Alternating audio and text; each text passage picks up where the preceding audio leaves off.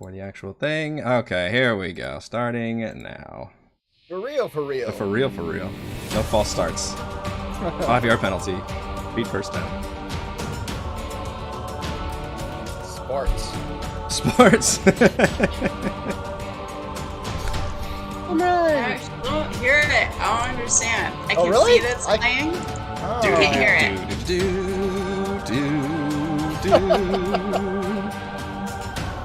Can't actually do the operatic voice for you, I'm sorry. I'm not gonna try. Try, damn you. Oh, no. Alright, stop. Stop. Cancel the stream. We're done. We're done here. Please tell me everyone can hear that. Everybody please. can hear that. Oh, thank God. I couldn't hear it with the headphones on. I don't know what it sounded like. We all heard it. We all want to unhear it. Hello, everyone. Eric Watson here, freelance writer, player of games, writer of words, recorder of videos, and a tabletop role-playing aficionado. Welcome to our weekly live stream at Dungeons and Dragons 5th Edition online role-playing adventures. I'm joined, as always, by my wonderful friends. Chris, playing Valravn, the Eladrin Bard of Eloquence. Ew. Heather, playing Frey, the Halfling Barbarian of the Beast/Fighter. At least you're finally remembering the fighter part. I did write it down. Rochelle, playing Celeste, the Half-Orc Sun Soul Monk. Welcome back to being a monk. Fries. Keep stuffing your face during the introduction. Raymond joining us soon, playing Surprise. Edmund, the Human Alchemist Artificer. Reese, unfortunately not joining us tonight. Get well soon, playing Thimbleweed, the Gnome Swarmkeeper Ranger. Don't worry, we promise we won't kill you that fast. We stream our sessions. Thimbleweed pulls out a sword and runs at them. We stream our sessions Not making that wrong. live on YouTube every Friday evening. Watch all of our D&D sessions here on YouTube. Read weekly session recaps at roguewatson.com and watch my behind-the-scenes No Players Allowed live series Crafting Icewind Dale every Monday and Thursday. Head on over to our live post-session discussion, Frostmaiden chat after our show tonight.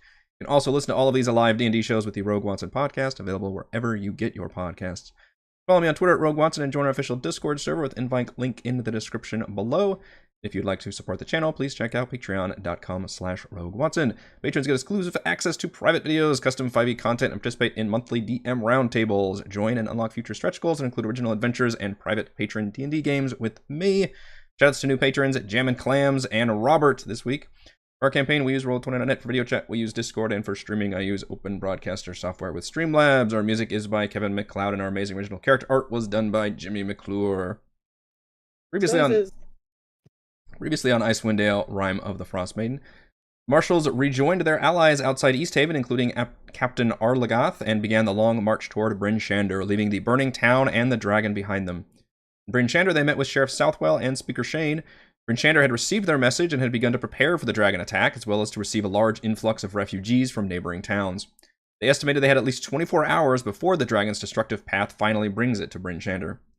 After a long rest, the Marshals headed to the one temple in town to resurrect Celeste, which was packed full of refugees. It took some persuasion, a huge payout, some conscripted assistance from the party, and a plant zombie mercy killing, but Celeste's soul was finally returned to her body. In the market square, the Marshals persuaded a potion seller to reduce his prices and nearly bought out his remaining inventory. Belen then took them to a small storage building not far from the town hall, down a trapdoor. Before she was captured by the Dwerger, she had been looking for clues left by Valish Gaunt, a member of the Arcane Brotherhood who had come to Icewind Dale years before, but was arrested for criminal conspiracy and hostile takeover of Bryn Shander. She believes he's connected to the Endless Night in Icewind Dale. They found a desk behind an illusory wall. The desk had a map of Icewind Dale and a hidden series of numbers written in code. After examining the objects around the desk, they were able to decipher the coded message, which pointed to a big find at a dig site in the Dwarven Valley.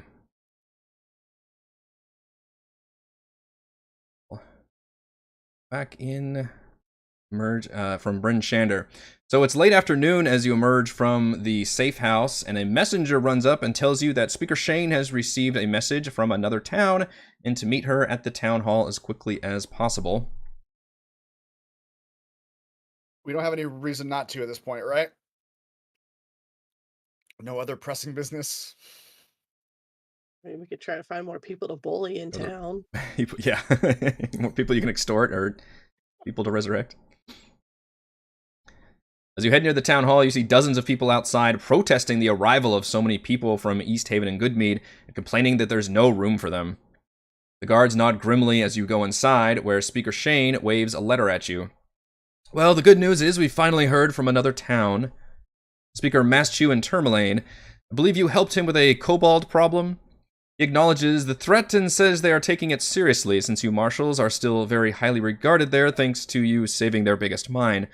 He mentions that they can use the mines as well as the nearby forest to hide in and that they're evacuating now. I just received this message, but it was probably written this morning given the delay of our messenger birds. Dragon may already be there now. Based on the math that Frey did earlier, do we think that's the case? Yes. Okay. I think at this point It's already in Tourmaline. It's probably already, yeah. Tourmaline is a bigger town. It does not have walls or better defenses, but it's more populated. So you imagine it might take the dragon a little bit longer. But, you know, the other ones, and you guys long rested and then spent a lot of the day doing stuff in Bryn Shander. And you know it was probably almost done with East Haven, and the other towns were not very big. So that plus flight time, you imagine it's at least at Tourmaline, if not already finished with it. We get the map of this, of the Sure. overview map. It can just be like the handout version, but... We can be on this one. It's fine. You don't have to stare at the town. Okay, so it would have already destroyed Lonelywood. Now it's going to Tourmaline. Well, do you Next want it's- to... I can share the flight path map again. Dragon's Flight Path. Yeah. Oh, so it's going to Lonelywood next. Okay. Okay. Yeah, that's the right, map, yeah. yeah. So you guys know, yeah, from East Haven it would go north, Caer-Dineval, Caer-Konig, and then go across the Dwarven Valley into Tourmaline, and then on to Lonelywood and Bremen, which you know Lonelywood and Bremen are teeny tiny, small little towns on the outskirts. And then Targos is a large one, I think either the second or third largest behind Bryn Shander. Then obviously Bryn Shander is the largest. She says that she also heard from Speaker Max Sildinar in Targos, the one that you remember as being a bit of a slimeball. And she sighs and says, in no uncertain terms, he said that his city is fully prepared for any threat. They have the greatest guards, the greatest walls, etc., etc. Damn fool. But I hope for all our sakes he's right. We're going to need him. Why on earth? They mentioned doing any sort of evacuation of Targos, or are they confident that their own civilians will be fine? He seems pretty confident, and also mentioned the fact that they are not accepting any refugees themselves. Fine. We weren't going to send people into the dragon's path anyway. But... At this point, I'm not sure we'll be hearing any more from the towns. Is it bad that I'm relieved? These hundreds from East Haven are creating a huge crisis here. We simply don't have enough shelter or supplies to take care of this many people over any length of time. If the dragon actually reaches us, she kind of trails off. I hope you all have a plan. I mean, the dragon is going to reach you. It's a fucking dragon. Yes, I'm afraid the Targos' confidence in their walls and guards is largely for naught when you are dealing with a dragon that will fly over both and blast both from above. That is what I fear as well. I think his confidence might be... But really, we are all going to die someday anyway, so who cares? Now, you've learned a new perspective. This is Celeste, now just taking a very nihilistic view on life, and just sort of doesn't care anymore. I've seen the other side. But in a pretty detrimental way. Wow. The other side was clean. Just bring the whole room down. She's been to heaven and hell, and none of this matters. Yeah. It's... Well, okay. We're on the stare at Celeste for a second. Just okay. And so Celeste somehow now has also procured a cigarette, and she's just like, it's unlit though. She doesn't know that she's supposed to light it. She doesn't. It's unlit like that. C'est la vie. Just doesn't matter anymore. I love it.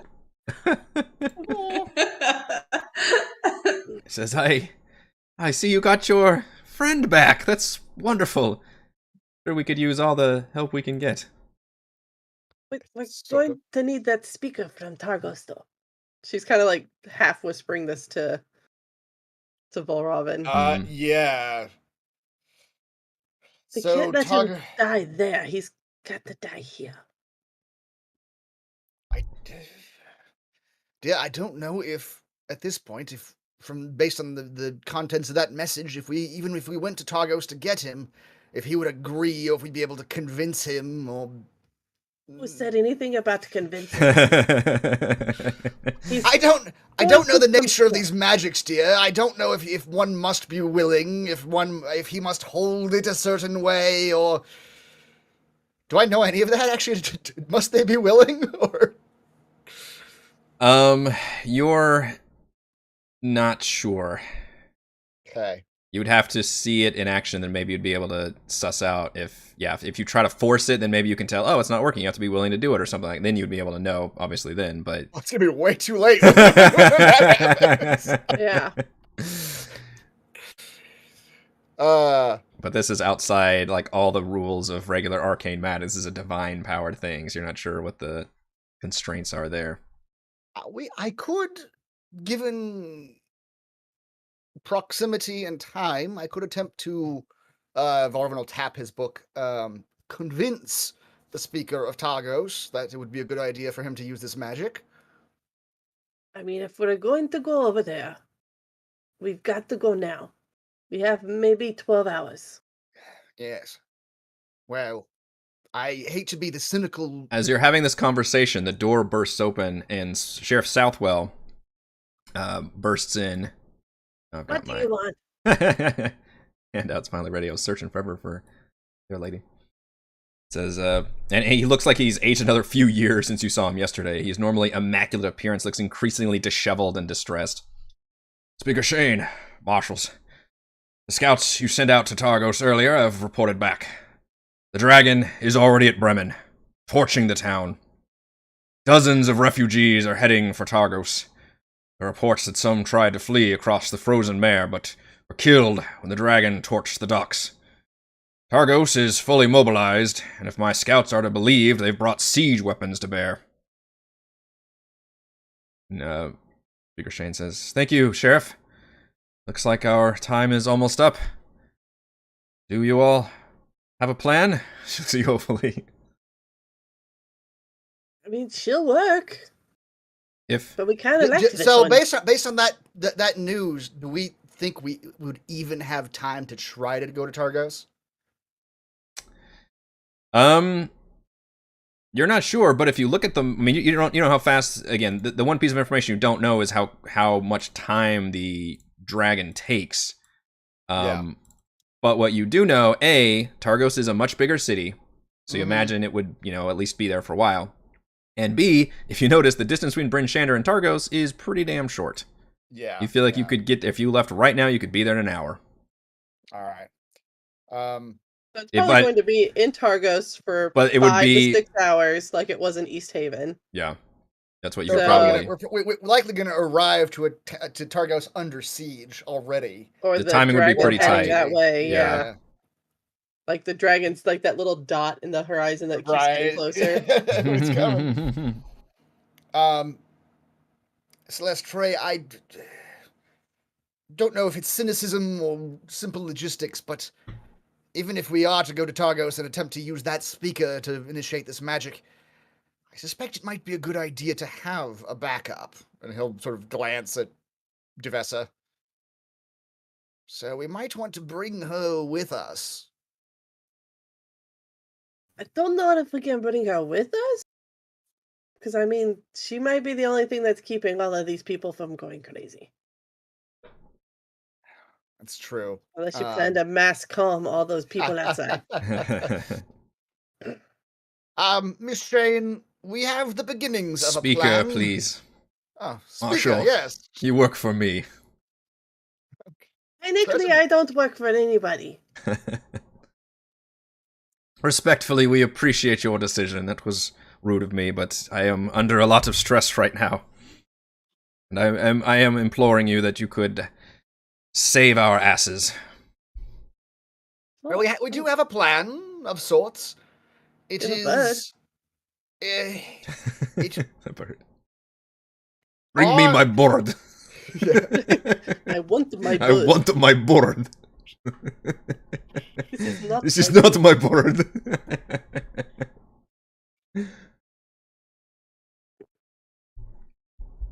To execute this plan, we all must leave for Targos immediately. We require the cooperation and assistance of the speaker there. However, Your plan requires Speaker Maxildenar? I'm afraid so. But should Truly Speaker Maxildenar fail us or be wholly unavailable, Or in pieces. Sorry? it may... it happens. Unwalks, you know. He wouldn't be the first speaker. He's torn in half. Should he be unable to aid us in our plan, we may require your services. Whatever I can do to protect my people and the Dale. I'm going to need you to remember you said that in about 6 hours, dear. But for the time being, all that will require is, are you able to leave someone else in charge here? Because you must be with us when the time comes, wherever we are. You want me to go to Targos with you? I don't know if I can agree to that. I need to stay here with this is the most crisis we've had, and to have the speaker leave would be just... These people need the strength. I can send trusted advisors with you, maybe some guards or something, but... Or you could, or you could step down as speaker and elect a new speaker right now, and we'll take them with us. Are you a Sith Lord by any chance? It seems like some evil machinations. I'm afraid not, dear speaker. It requires one with the title. It is, of course, magics that are difficult to explain, but only a speaker may enact this plan. See. Well, I must refuse to leave the city, but I will be willing to be a part of whatever plan you need. If your plans should fail, then please return to Bryn. Who cares? Please, you can return to Bryn Shander and I will make myself available. I promise you that, but I cannot leave this city like this. Not when we're in this stage. I understand, dear. But know that we are your last line of defense. Should we fall in Targos, there will be no backup then. You must not fail then. Wonderful.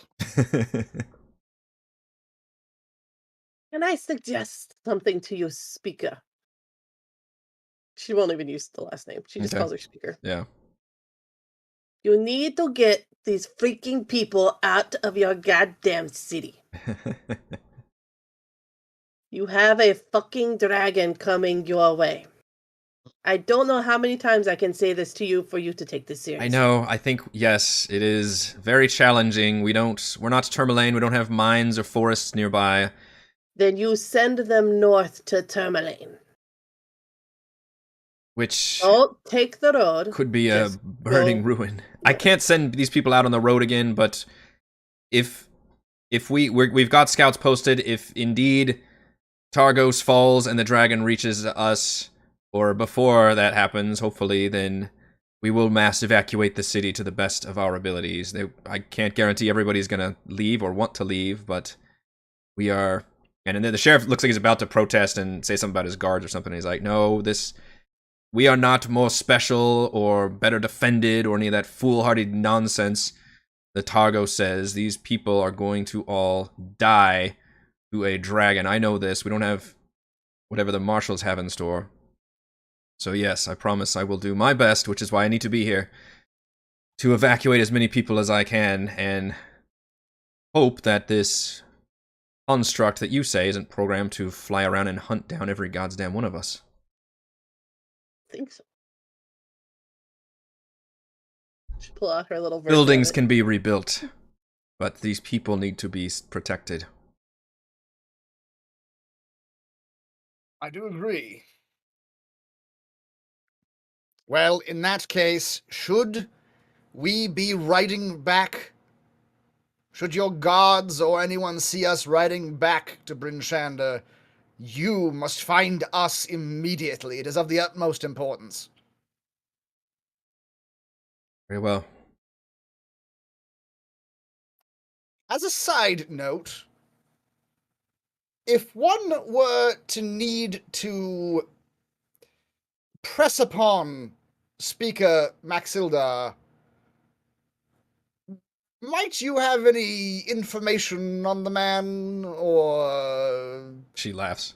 Well, the man is a complete narcissist.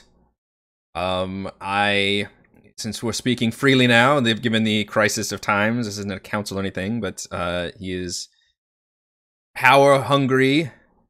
I've long suspected, this would be extremely slanderous for me to say technically, but I long suspect that he works for the Zentarum, and that he funnels everything into their organization, and he merely doesn't give a shit about his people, but only cares about himself and his own reputation and his own power. Is that good enough for you to give you a little insight? You can tell she's getting a lot off her chest right now. That is helpful. So he doesn't strike you as the kind of man... Not the hero type, no. Not make a grand sacrifice for his people, even if that would make him a hero to his people. No, but I'm sure if you gave him great power or something along those lines, then I'm sure he would be a little more amenable to it. It's all about how you said it. Yes. Well, I'm afraid... Ego. All about the man's ego. I'm afraid we are going to have to cross some ethical boundaries in the resolution of this catastrophe, my dear speaker. Just keep that in mind when you hear the stories of what is to come next. Maxilda and I were not to survive this engagement. I'm sure we will all be most grieved, but please think of the people and protect them in the best way you can, even if he will not. Indeed. Well, then we must leave now. We must not waste, and any aid you can give us to expedite our travels would be greatly appreciated. The sheriff speaks up and says, well, the roads are certainly clear. There's nobody going anywhere right now, and I believe Targos has shut its gates. So, I don't know, you can full rank and explain that you're Marshals, and hopefully they will let you in. Well, we can deal with that when we get there. We have ways. Yeah. Me over the wall. Otherwise, yeah, they will bid you good luck. I assume you want to take the wagon, and what's your NPC situation? You've got Valen. I mean, you've got everybody with you right now, but it's up to you who you want to take. If you want to take everybody, that's fine. They're willing to travel with you. We could leave the one dude in Valen's care. Tell her she could practice her necromancy if he tries to run. The goblin? Or not the goblin, the gnome? Yeah, Spellix. Yeah, the dude who owes us the map. Did she want to come with us, or is she's still hanging out with us for the time being? She's been with you guys, yeah, and she says, well, my primary goal is with chasing after Velashgaunt and Lantamir, of course, and dealing with the everlasting night, but obviously it's one crisis after another up here, and clearly if there's 10 towns left, then we really don't need to save everybody from the night. So yes, I suppose running off and killing a dragon is all very adventuring for you types. It's not so much my bag, but I could probably be of assistance to you all, if you will have me. Otherwise, I will attempt to survive. Kapunix straight up seems like he wants to fight this fucking dragon, though. Especially after the conversation you had with Frey last time. Yeah, the Goliath. He's my buddy. Yeah. Just get me close. All right, we'll take him on with this then. All right. Spellix is terrified. He doesn't want anything to do with the dragon. Yeah, Spellix just can hunker in the back of the wagon if he wants. Yeah. That's a great spot for me. I can watch the wagon. I'm to the heater in the back of the wagon. That's right. But then our other little goblin is driving the wagon. Yeah, probably. She's gotten pretty used to it. Yeah, she's surprisingly good at driving wagons. All right. Anything else you guys want to do before leaving to go off to Targos?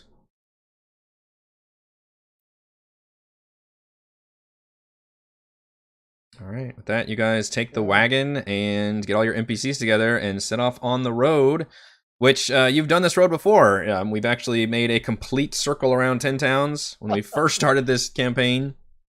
You guys 3 days ago. The very first. It's been about, I think I've been tracking. It's been about 9 or 10 days since we started.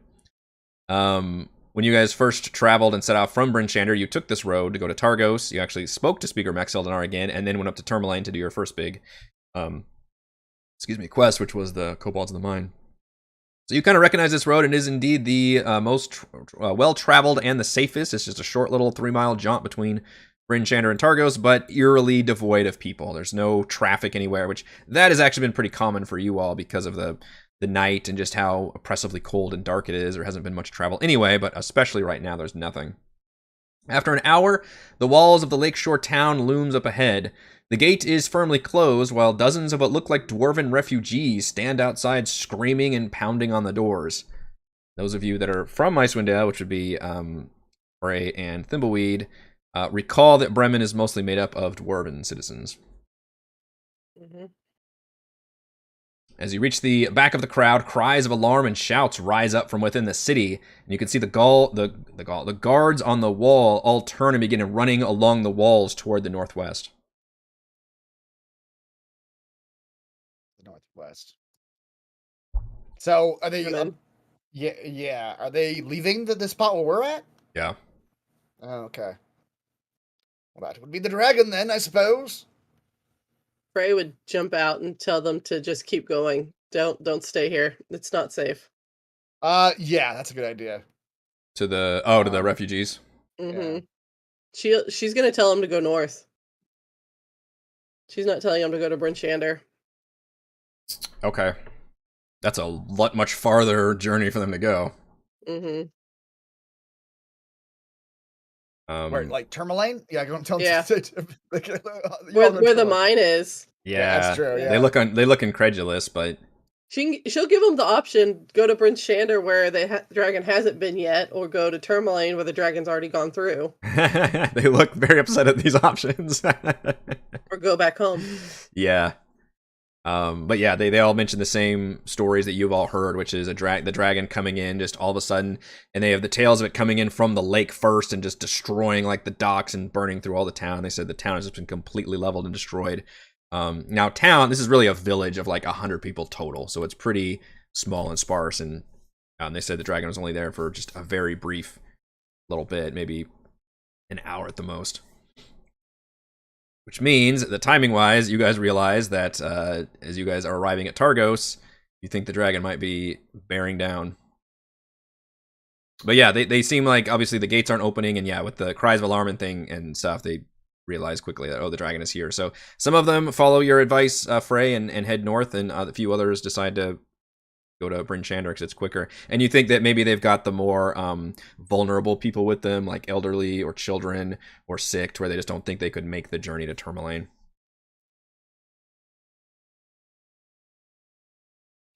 So you guys are mostly standing in front of a closed gate outside of these walls with no guards around you. No guards, closed gate. How is the gate closed? Does it look like it's like barred on the inside? I mean, I guess I don't know if we can tell from this side. Yeah, you're not sure. I mean, you're just like, rattling it. Like it. drawbridge gate or gate? No, just like a gate. Yeah, not drawbridge. All right. Well, let's go up and shake it and see what happens. It does appear to be locked, but hey. it's kind of a big, if you think maybe it's like a chain lock or something on the inside. Can we open it far enough for me to get my axe in there? Just start hacking it. Yeah, you can start trying to do that. You can just hack at the door. It seems like it's going to be pretty That'll inefficient. probably get a guard's attention. Maybe. You look around and everything looks pretty quiet on your end.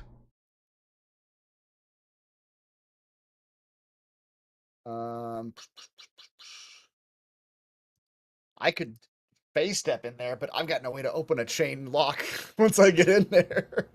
I mean, you think you could open it from the inside. It's not... Do I have to say I actually got a lock on it or anything? No, it's got like a mechanism, essentially. Like you could just rotate something to unlock it. Oh, okay. Well, just in case it requires some strength. Frey, dear, would you like to do the honors? Yes. Doesn't ask why, but just yes. Robin will walk up and pat her on the shoulder. Good girl. And as he pats her on the shoulder, she will... I don't like that. So it's just still like back there, just totally cynical in his hole. Yeah, I don't like that. A pile of unlit cigarettes by her feet. Where are you getting these? Now that Celeste is this like straight up nihilist, Valrovin has lost all his charms. He's probably like, this guy is a creep. Yeah. All the naivete is gone. Yep. Has been opened. But Frey will disappear in a puff of green smoke, and she will teleport to the other side of the gate. Okay. Assuming she is willing, which she said she was willing. So. Yep. Frey, inside, you wait for a moment for your clothes to catch up to you, as is canonical. But there's nobody around you, you realize. It is, like, very eerily quiet. Like, this part of the town, there's just no action whatsoever. In fact, there's no people walking around, and there's no guards on the walls, nothing. It looks like just empty. But you could easily turn around and see how to operate the door's control chain mechanism is a little winding thing, and you can unwind that to basically open the gate. Okay. Yeah, I'll do that. By the way, welcome to Roll20 Dark Mode. Is anybody using the Dark Mode now? Heck yes. I tried it for a second. I'm not a fan. It looks weird. I'm trying it. Me too.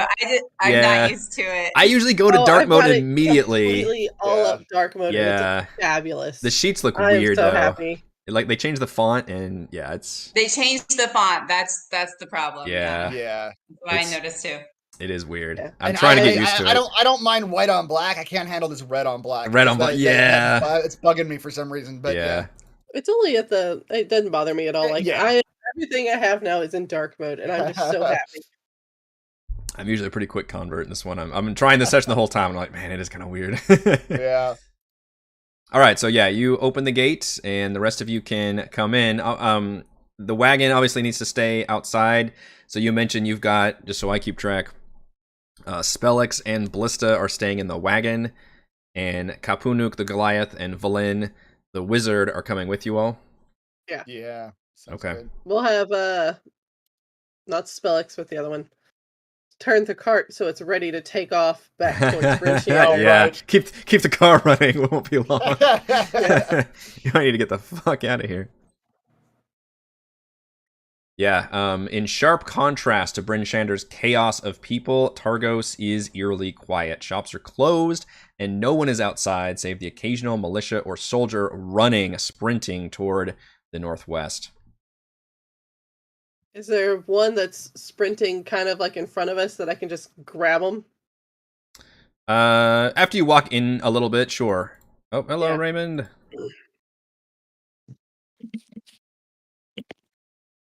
Hello.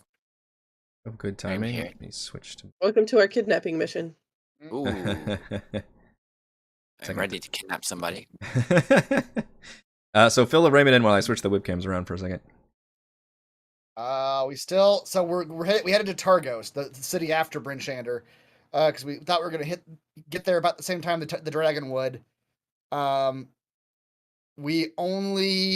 speaker of Bryn Shander is still back in Bryn Shander, so our whole goal now is to find this Speaker Maxildenar and convince him to use the magic bird and sacrifice himself.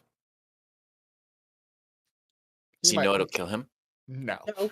Okay, good. He does not. Yeah, that's Well, that is the crux of our situation. Yeah, is that he does not know. good. Makes it easy. But we've also heard he's a straight up asshole who is not going to be helpful. World's If biggest ego. Yeah. Basically, we were going to why don't you play to just his ego. why don't you just like charm him or persuade him to just I did mention that. Yeah, that is a possibility. Yes. Yeah, and you guys have arrived in Targos to find it eerily quiet, and cries of alarm, shouts and cries and screams are coming from the northwest. And you got the update that the dragon was in Bremen, which is the other town right beyond Targos. And then you all left for Enchanter to arrive in Targos, and it seems like you arrived just about at the time that the dragon is arriving. So sorry, yeah, you can grab a guard as they are rushing. Just grab him and just, where's the speaker? Yeah, very, very startled. Be like, what? I'll shake him and say, I asked a question. What the? Yeah, it's... Where is the speaker? The walls. Everybody's coming. Everybody's at the walls. The dragon's coming. Oh, well, I guess you probably should have run. Yeah, I'm trying to get up there. I meant the other way, you dumbass. No, we can defend Targos. What, with your sword that hasn't even been sharpened in like 3 months? How did you... No, wait. There are dozens of us. Dozens. What's your... Are you here to help us? No. Is this a kidnapping? Not for you. But the speaker's at the wall? Oh, yeah. Are you sure? Everybody's up there. God, y'all are so stupid. Anybody's at the wall. Show us the way. The place to be. He just points, and the town's not very big, but he points to... The walls are bustling with activity, unlike the rest of the town. What looks like well over 100 soldiers and armed militia stand on the walls, mostly armed with crossbows and spears. You do spot a trio of mounted ballista on elevated platforms, which surprises you because you didn't know that any of these towns could have those kind of weaponry. Some of you recognize, I believe, specifically Valravn and Celeste. If you can remember way back when this campaign started, you met with Speaker Maxildenar. I had a little private conversation with him as he tried to basically convince you to undermine the speaker in Tourmaline. And you met Speaker Maxildenar a little bit more privately, and his right-hand man named Captain Scoth, who is a tiefling. And you recognize Captain Scoth up there. Tieflings are pretty rare up in these parts, and he's just barking orders at everybody. You know, everybody's getting their crossbows ready and got these ballista armed and everything. And all eyes are toward the northwest, and you very now have it's like what looked like a bunch of people standing around. They're now very like, you know, adrenaline is pumping, and people are like sighting down and shouting and screaming. Now you're still down in the town, and the walls are above you, and you see there's those little, I don't know what the word for this is, but where every once in a while, there's a part of the wall where it has like a little section where you go inside and there's stairs to get up to the wall. Yeah. There's probably a name for that other than towers, what I was going to go with, but fortified tower maybe? I thought it for a second I thought it was... Is that a rampart? I don't know. I was thinking crenellation, but that's actually the name of the... oh, that's the little divot, the little edge. square things? Yeah. Yeah. Anyway, that's yeah. Parapet? Yeah, it's a rampart. A defensive wall of a castle or a walled city having a broad top with a walkway and typically a stone parapet. Parapet. So, oh wait, maybe that's... I don't know. Anyway, whichever piece of the fucking wall. Welcome to dictionary.com. I know. We need to know this. This is important. A parapet is a low protective wall along the edge of a roof, bridge, or balcony. So it's the parapet is the wall. The rampart is that piece that you're on. Yeah. Okay. That's what... The parapet has like the cutouts for like the archers and all that mess. Yeah, so it is ramparts. You're right. Yeah.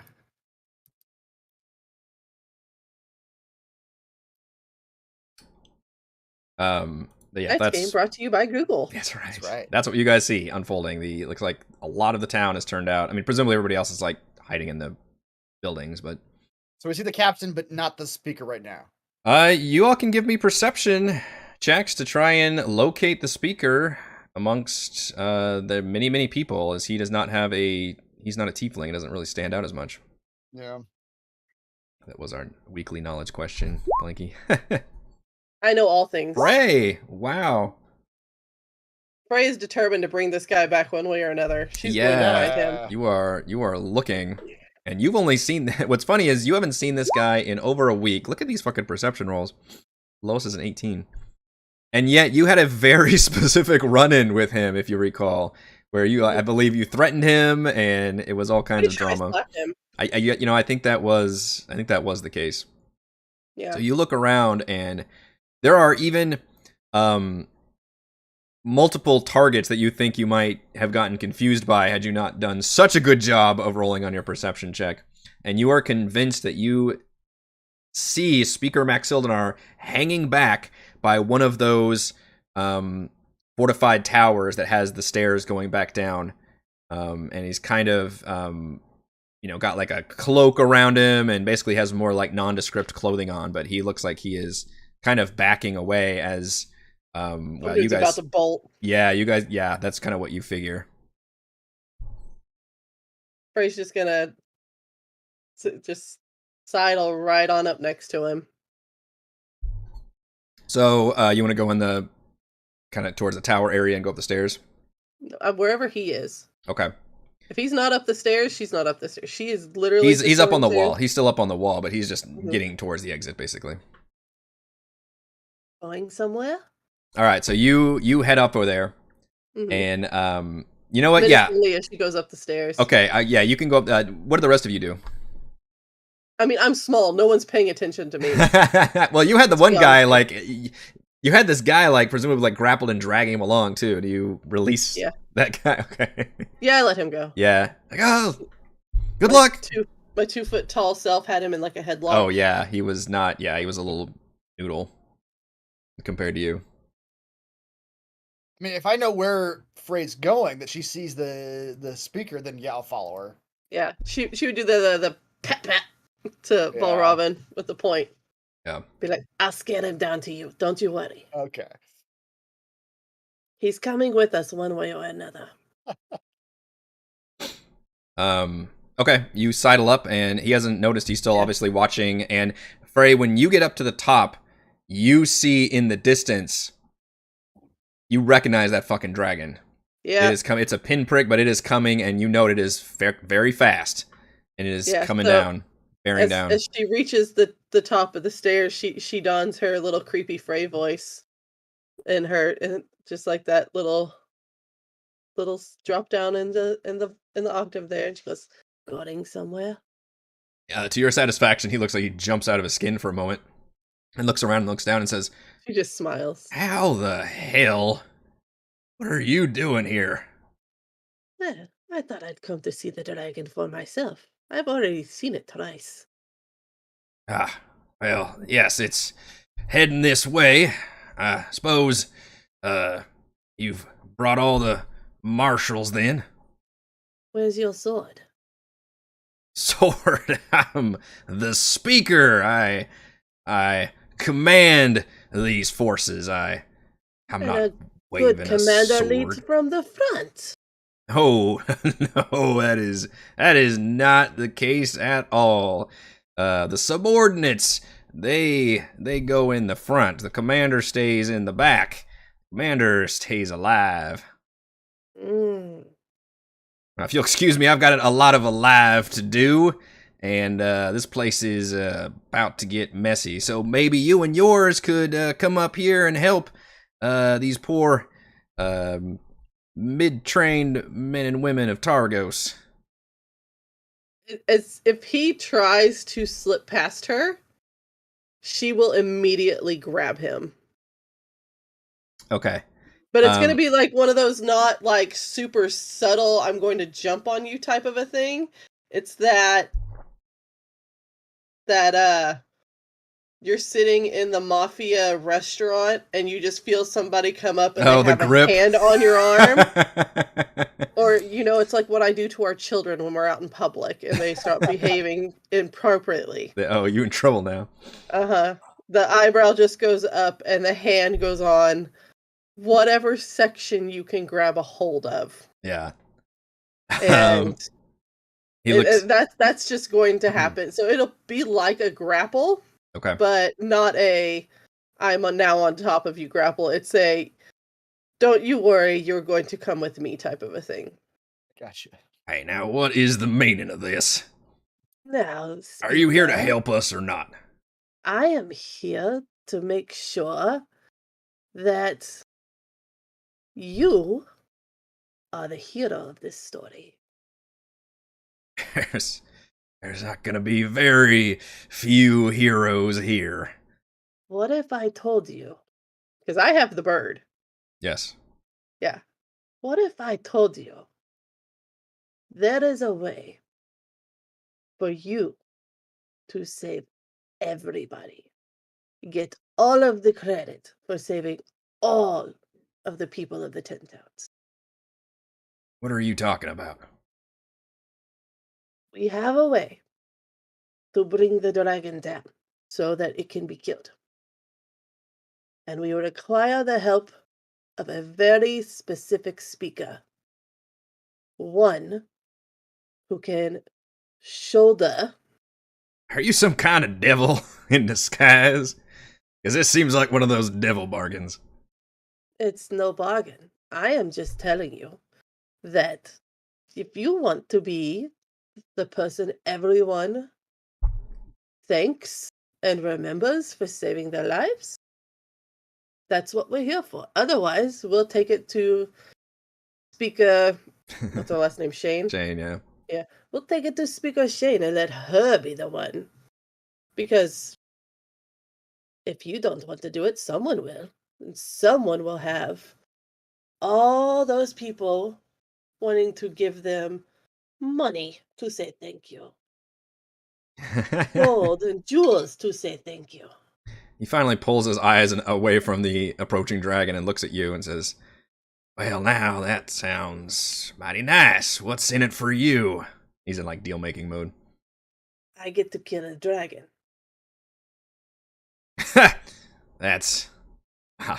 That would be great, wouldn't it? Mm-hmm. We both get what we want. What do I have to do for this exactly? She'll produce the bird. He does not get to touch the bird. This. The cage. You've got the whole cage. Yep. I got the whole cage. Brings down the dragon. When you are holding it. And you say the words that need to be said. What is that? This is magic beyond your comprehension.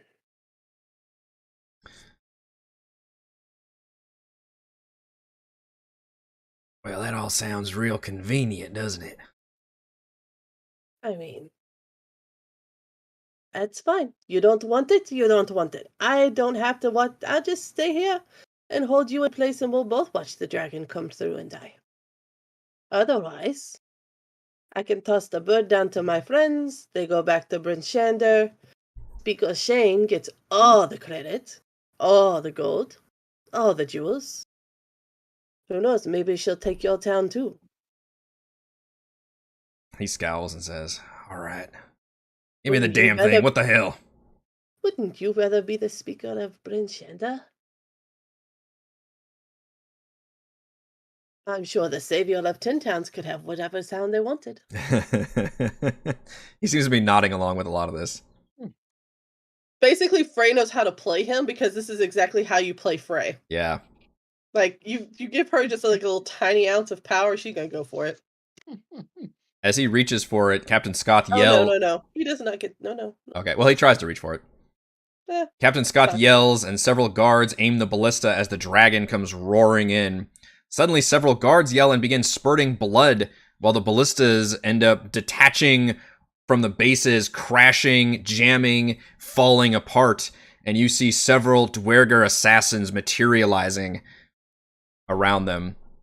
And the captain wastes no time drawing a sword and gutting one of the Dwerger. Some of the guards react quicker than others, but more still are screaming and just attacking as these Dwerger are fighting them, and about the same amount you saw in East Haven.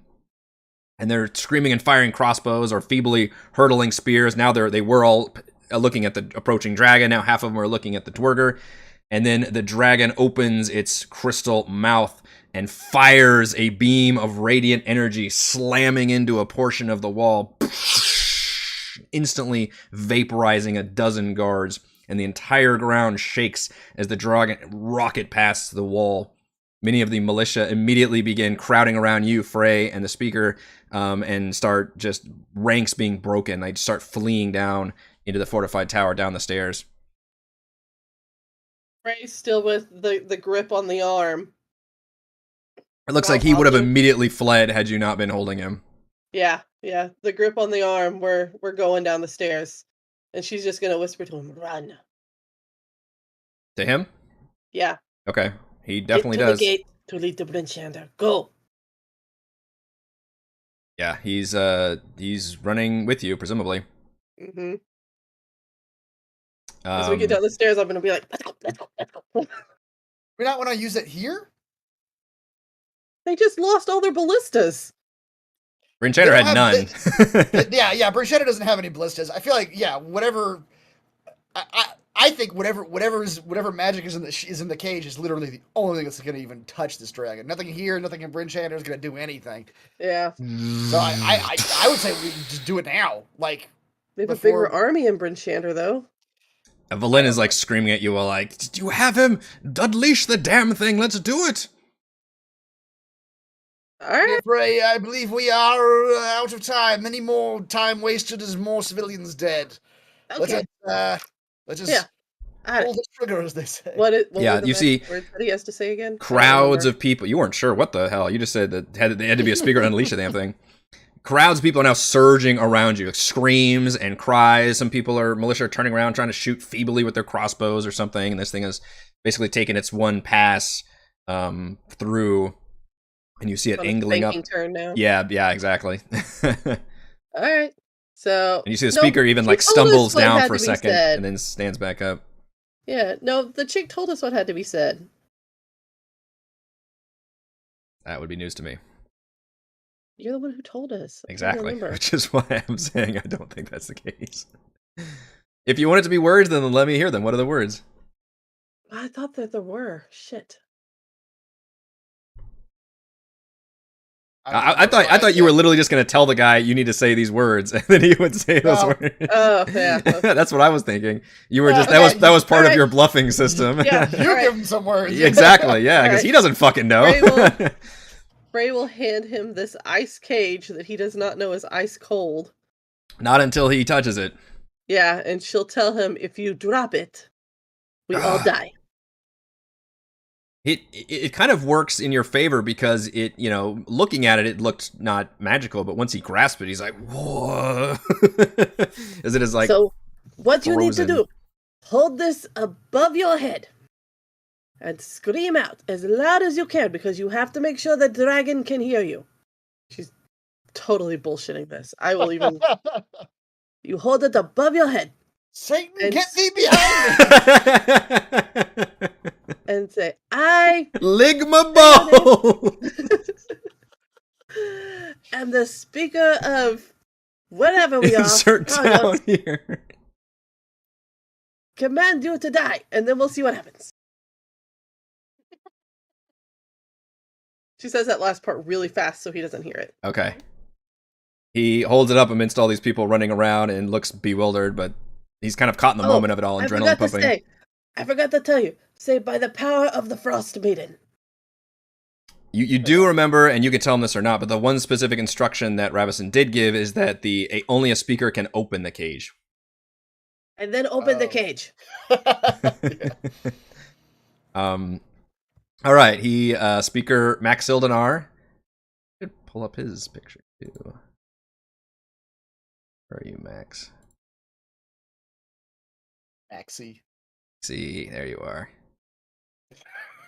Feeding a mice to some snake. That's his Tinder photo right there. Yeah, it's just, wildly inappropriate.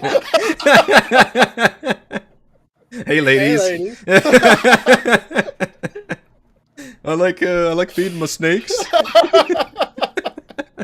Better come over and watch me feed my snakes. That's not a euphemism. Actually, oh my god, get out of my head. I know.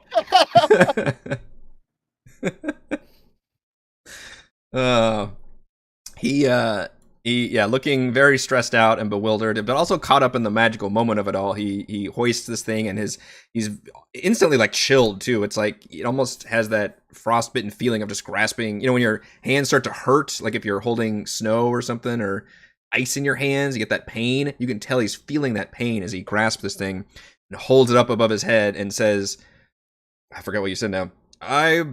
Say, by the power of the Frostmaiden. By the power of the Frostmaiden. I say your name. Speaker Naerth Maxildenar of Targos. Command you to die here. Now open the thing dramatically. Roll tide." And then he reaches up and he bare like it's like I guess to unstick his fingers, and it's like tears streaming down. He kind of like opens it to the best he can, and he holds it up. He holds it up. You can hear nearby the dragon unleashing another blast of radiant energy, screams and cries echoing throughout the town. And as soon as he opens it, he's unable. Naturally, he wants to pull his hand away, and he's unable to. His hands are just stuck to it after he opens the door, and panic sets into his face as the cold begins spreading all around and through his body, rooting his limbs in place. The icy owl figurine inside spreads its wings and flies out of the cage, a chilling blast of air propelling it forward. As it flies up into the air, it grows larger and larger, its wings stretching out to the width of a person, then a wagon, then an entire building. Within seconds, it's the same size as the dragon, as a localized blizzard descends upon the town. Many people who are running and screaming drop to their knees and spread their arms, crying out that the Frostmaiden has come to save them, while others simply double their efforts to get away. The enormous ice owl lets out a screaming cry like the howling of the raging storm around you. The dragon barely has time to turn around before the owl's talons slam into it. The two large creatures grapple and claw at each other in midair. The owl opens its beak and unleashes a blast of freezing cold, but the dragon ignores it completely unaffected. Everywhere the owl hits, the dragon seems nigh impervious, while the owl's talons and beak grow chipped and broken. The dragon unleashes its own radiant breath at the owl as it whirls in the air, blasting away a chunk of the owl's leg and tail. The ice creature shrieks, and the fury of the storm suddenly grows eerily still. Then it explodes from above, a deluge of a melon-sized hail, the likes of which none of you have ever seen. People below immediately run to take shelter, even when you see a praying citizen nearby knocked unconscious by a giant falling hailstone. The hail peppers... Yeah. Melon-sized hail. That is fucking nasty. That's more than unconscious, and I'm that's sure blood's like seeping out. Yeah, just crushed. That's dead. Yeah, that's deadsies. The hail peppers the dragon, causing it to falter and lose altitude. Somehow the injured owl deftly weaves through the hail as if it were part of the storm itself and slams into the dragon's wing. You hear a sickening wrenching sound as the wing snaps and crunches, Chardalyn pieces raining down below. The dragon plummets to the ground, whipping out its tail and smashing into the owl, and both large creatures fall down to the town below.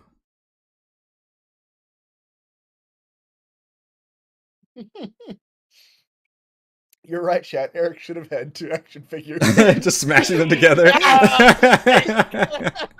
I talk with my hands a lot, so. Right.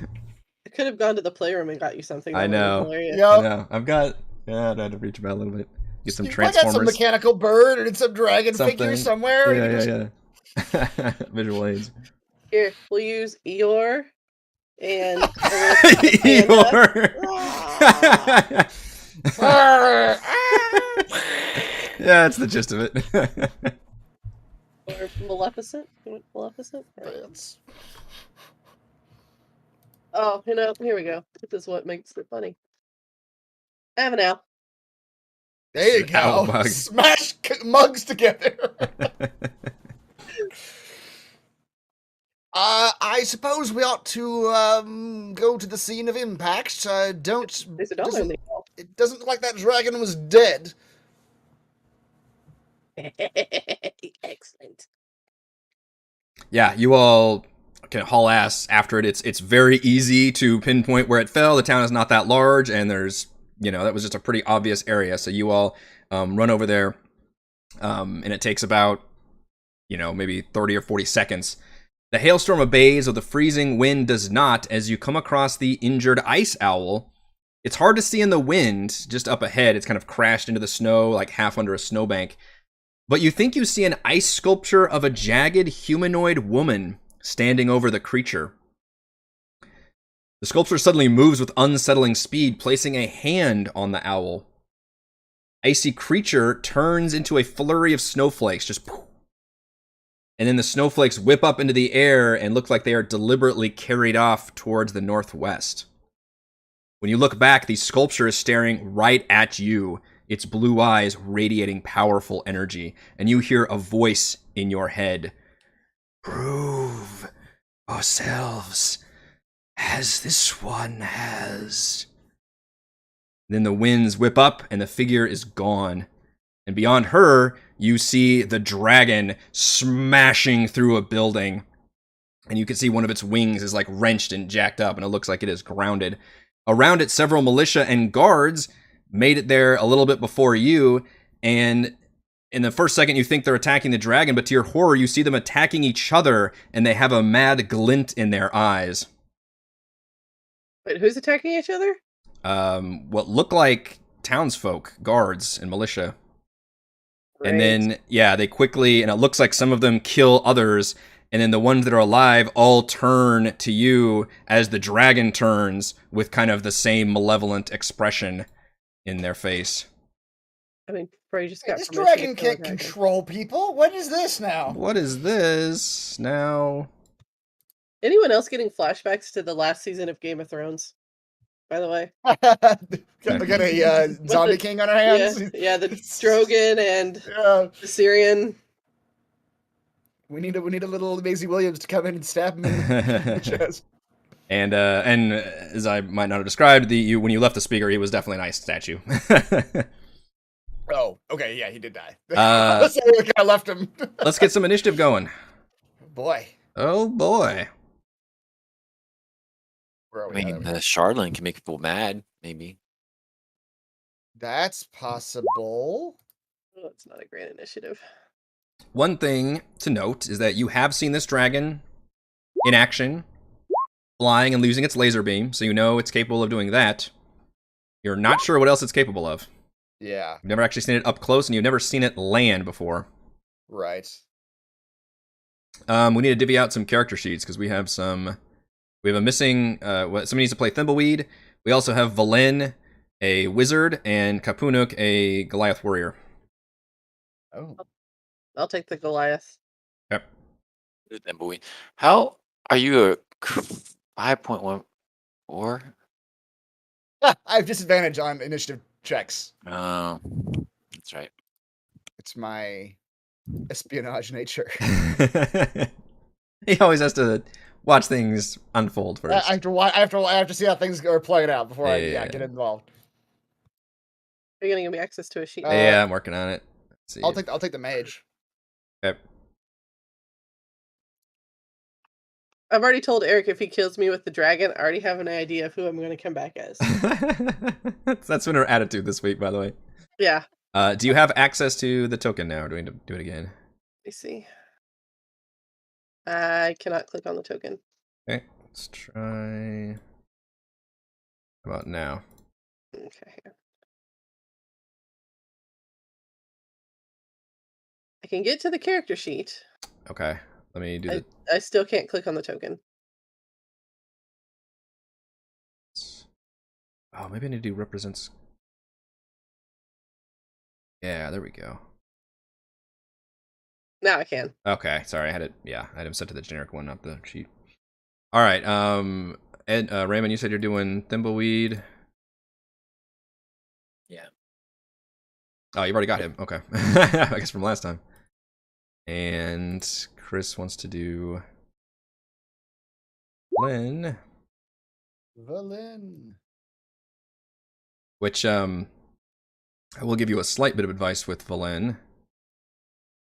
As she comes across and she notes you can see her character sheet here in a minute. She says, I'm afraid most of my spells won't do very good against constructs, dears, necromancer, you know, but I do notice there are some bodies lying around there, so if you don't have any problems with me utilizing those, I could possibly give us some help. Get us some helpers. I doubt these gods don't look like they'd mind. So yes. Oh, good. No one of you with moral compunctions. I knew I liked this group. No nasty clerics or paladins to say mean things. Basically killing himself. Yeah. Yeah. Was it worth it? Yes. All right, let's go. Boom, boom. Oops.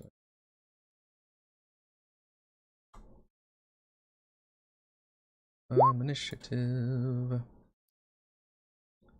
And those of you with the NPCs, can you roll those initiatives too, or do I need to roll them? Oh yeah. Let's Already rolled mine. Got everybody in the thing. Before we start the thing. I will say in the dark mode's defense, the initiative tracker looks a lot better in dark mode. They condense it. Mm-hmm. Dragon has a 4.11.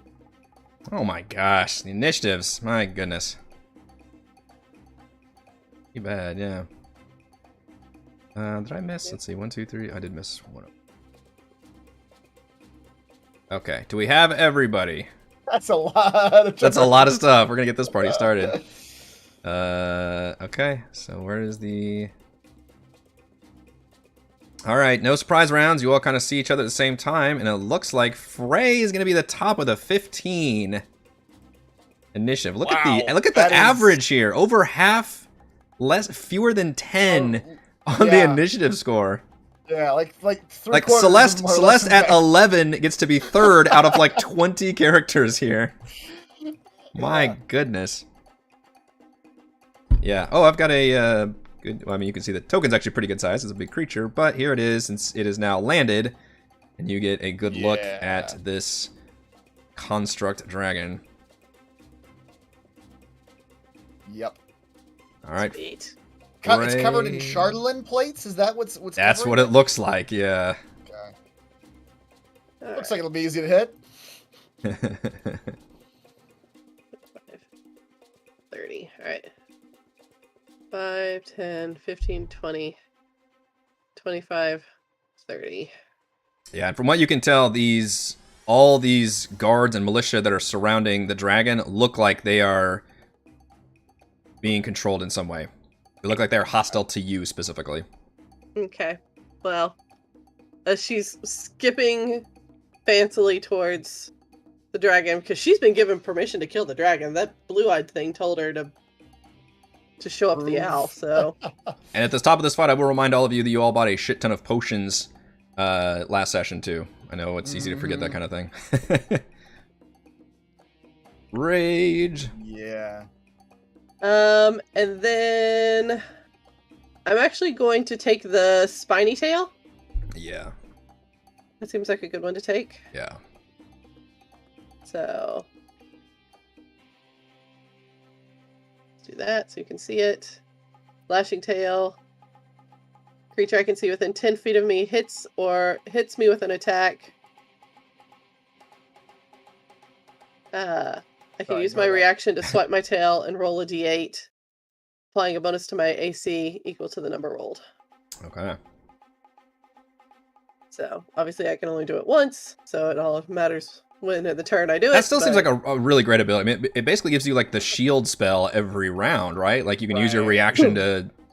I guess it's not the shield is a straight +5, is a d8, but... yeah. That's still pretty nice. And then... because it's a fucking dragon. Gonna throw some reckless attack in there. Oh my goodness. Gotta have that advantage. Yeah. Alrighty. Singing and skipping and laughing all the way. And here comes the fray, a whacking. 21. Will that hit the dragon? 21 does hit. Sweet. Yes, your axe finds purchase. Let me check one thing. Hang on. I never remember what this is used for. Let me check roll. Okay. For 11. That wasn't very good. She'll do it again. Just keep swinging. 22. Advantage helps you there. Yeah, 22 will hit for sure. For 16. That's a little Okay. better. Yeah. 1-2 punch. Almost max damage. Yeah, and your magic axe definitely finds good purchase, and you feel a satisfying crunch, like just metal on metal. Also, as you crash into this thing, it's to your dissatisfaction. It does not bleed, No. but it looks like you are doing some damage to it. Okay.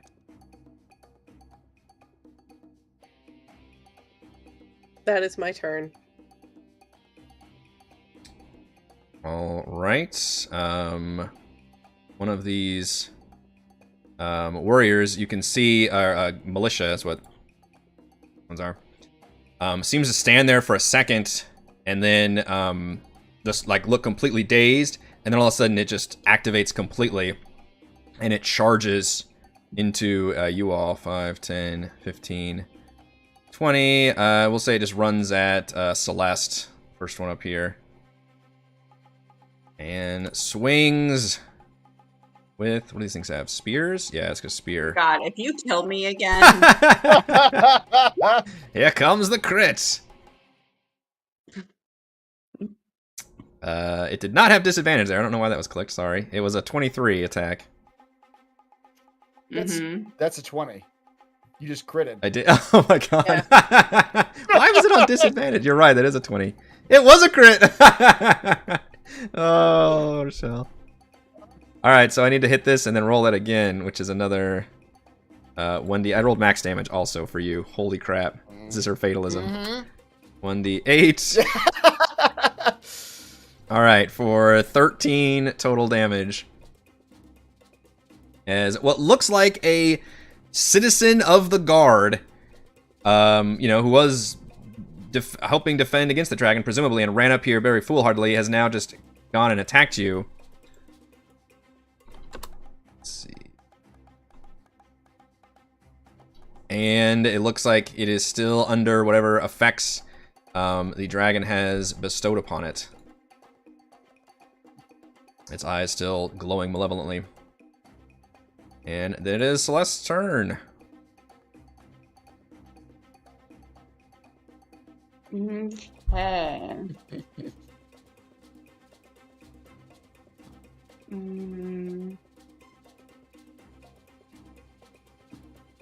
feel like I have new things in my character sheet that I never. I don't think you've ever played.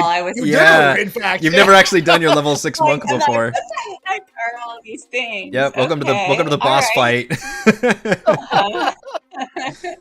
What is this? Okay. After the attack, spend You will be forgiven because you were literally a plant person. burning. I was like, why am I not remembering? Oh, because I. Yeah, you. No memory of that time.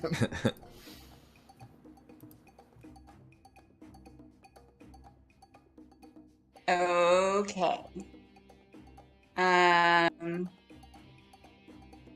All right. Yeah. I'm gonna come up and attack the dragon. All right. This warrior will use the reaction to try and hit you as you run past. I think, right? Because you have to hit somebody to do that. Or recall your abilities. Yeah. All right.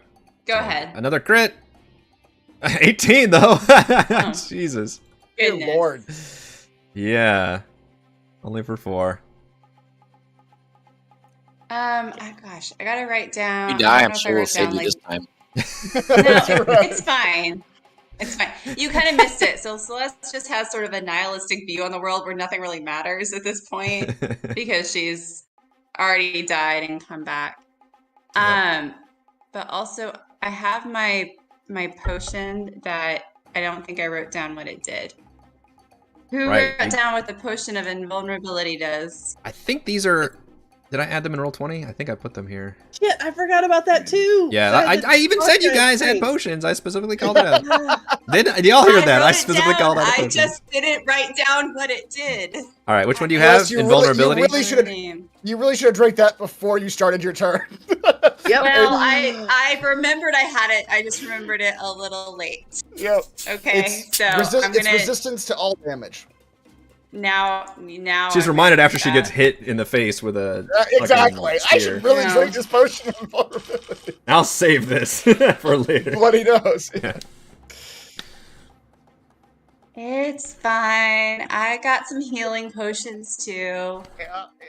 Okay. Okay, so now that so I'm running. Oh gosh, sorry, I'm drawing things. Okay. I'm going here.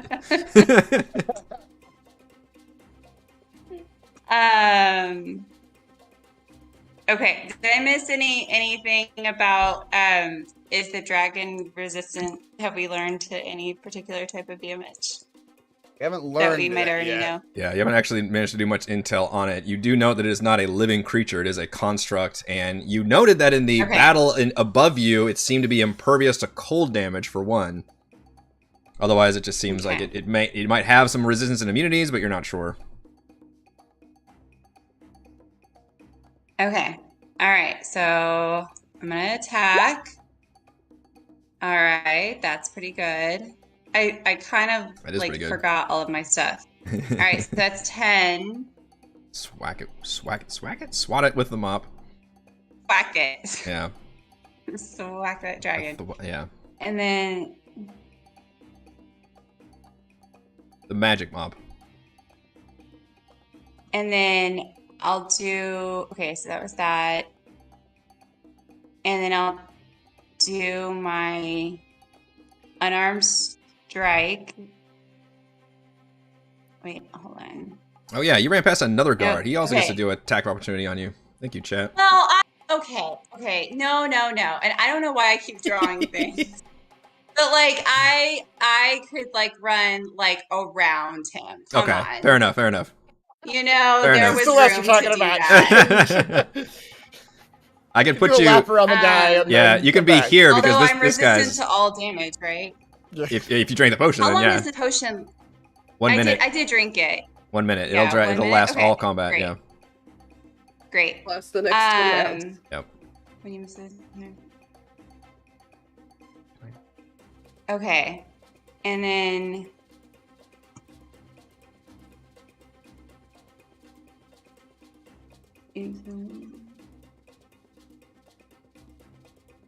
Okay, I guess I'll do my key fueled attack to do another attack with my monk weapon as a bonus action.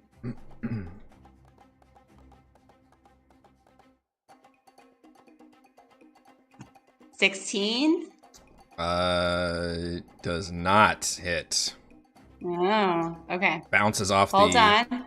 Or does Hold on.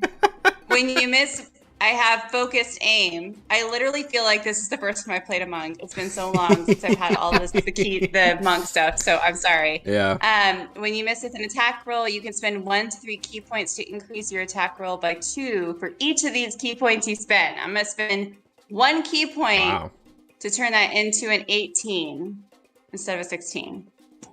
Okay. That does hit. Okay, I feel all like... right, guys. Yeah. 17 or 18. Yeah. Yep. Yes, so the 1-2 punch with the mop. Okay, knocks around a bit. so I think that's it. That was my attack and my bonus action. So I think that's all I can do. I You- didn't forget to you're- roll any of the extra. Did I forget something? Your regular attack has 2 attacks, doesn't it? You have the extra attack? Or is Yes. Yes, Yeah, I okay. felt like there was something I was missing. I think you're. Yes, it's my. That was Nick, by the What way. did That you do wasn't me. I'm just reading the chat. Oh. But because I always remember I was doing like 2 mops Yeah, and then like an yeah. unarmed or something. Oh yeah. Let's count this as your 2 mops because the other one is the unarmed strike is the bonus one, Well, right? I think But she this used a time key I used a key point to do a second weapon attack instead of an unarmed strike. Oh, okay. But more muck stuff we didn't know she could do. Yeah, I don't know. Yeah, Well- you get a third mop strike now. Yeah, that sounds correct. that's yeah. As I'm reading the rules, it seems correct. Welcome by committee. Mm-hmm. Yeah, it's extra attack. It's the beginning at 5th level. You can attack twice instead of once whenever you take the attack action on your turn. So the initial Okay. So basically I spent a key point to make that a mop attack instead of an unarmed strike. So anyway. All right. 5. 19 does hit for another 5. Yep. Nice. Let's do a little whirlwind of attacks. All right. Spinning that mop like a helicopter blade. Yeah. Now I'm gonna run away. I'm gonna dodge and weave. But again, I'm resistant to damage anyway, right? It's like all damage. Should I even run away? You're resistant. You're not immune. Resistant. Right. I'm not immune. Yeah. Okay. Yeah. No. So I'll run away. I'll run away then. I'm not that nihilistic. Yeah, true. You do value your life. Stands there like, I'll take a dragon, give it to me. Yeah, and your mobility lets you basically get a free disengage. I believe that's right about how that works. Yes. Yeah. Okay. I'm done. All right, so that's at the end of your turn. The dragon sweeps out with its tail, and it looks like it was trying to hit. It had a target-rich environment, but with you nimbly dodging out of the way, it tries to hit Frey. Oh, that's the. The dragon makes a tail attack. It sure does. How about a 30? Oh, Does a 30 What hit you? the- That was Yes. very close to a crit, by the way. Yes, it was. Yeah. For 23 bludgeoning damage. This thing's got plus 11, by the way. Just FYI. Like, it's not. If it tries to hit you, it's not gonna miss. I do have resistance to bludgeoning damage, though. Yes. And yeah, it's it hurts, but doesn't hurt too bad because you aren't It's still 11. raging. Alright, that's fine. All right. Whatever. You all notice another guard up on a building top, whatever this top of this like stall is or something, armed with a crossbow. And again, you see that blank expression, and then you see aim the crossbow and points it at I guess Celeste, because Celeste ran away. It's trying to locate. But misses terribly.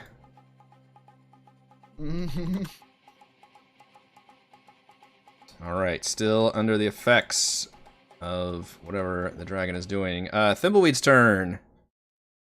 Edmund! As Thimbleweed.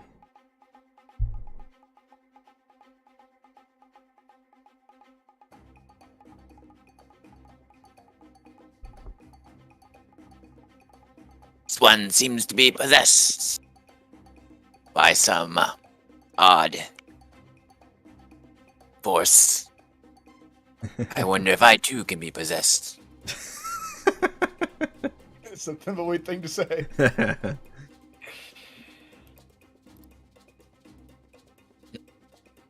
Hold on, let me scope out the situation here. Hey, tell your wife hi. You hear that? He's not gonna even.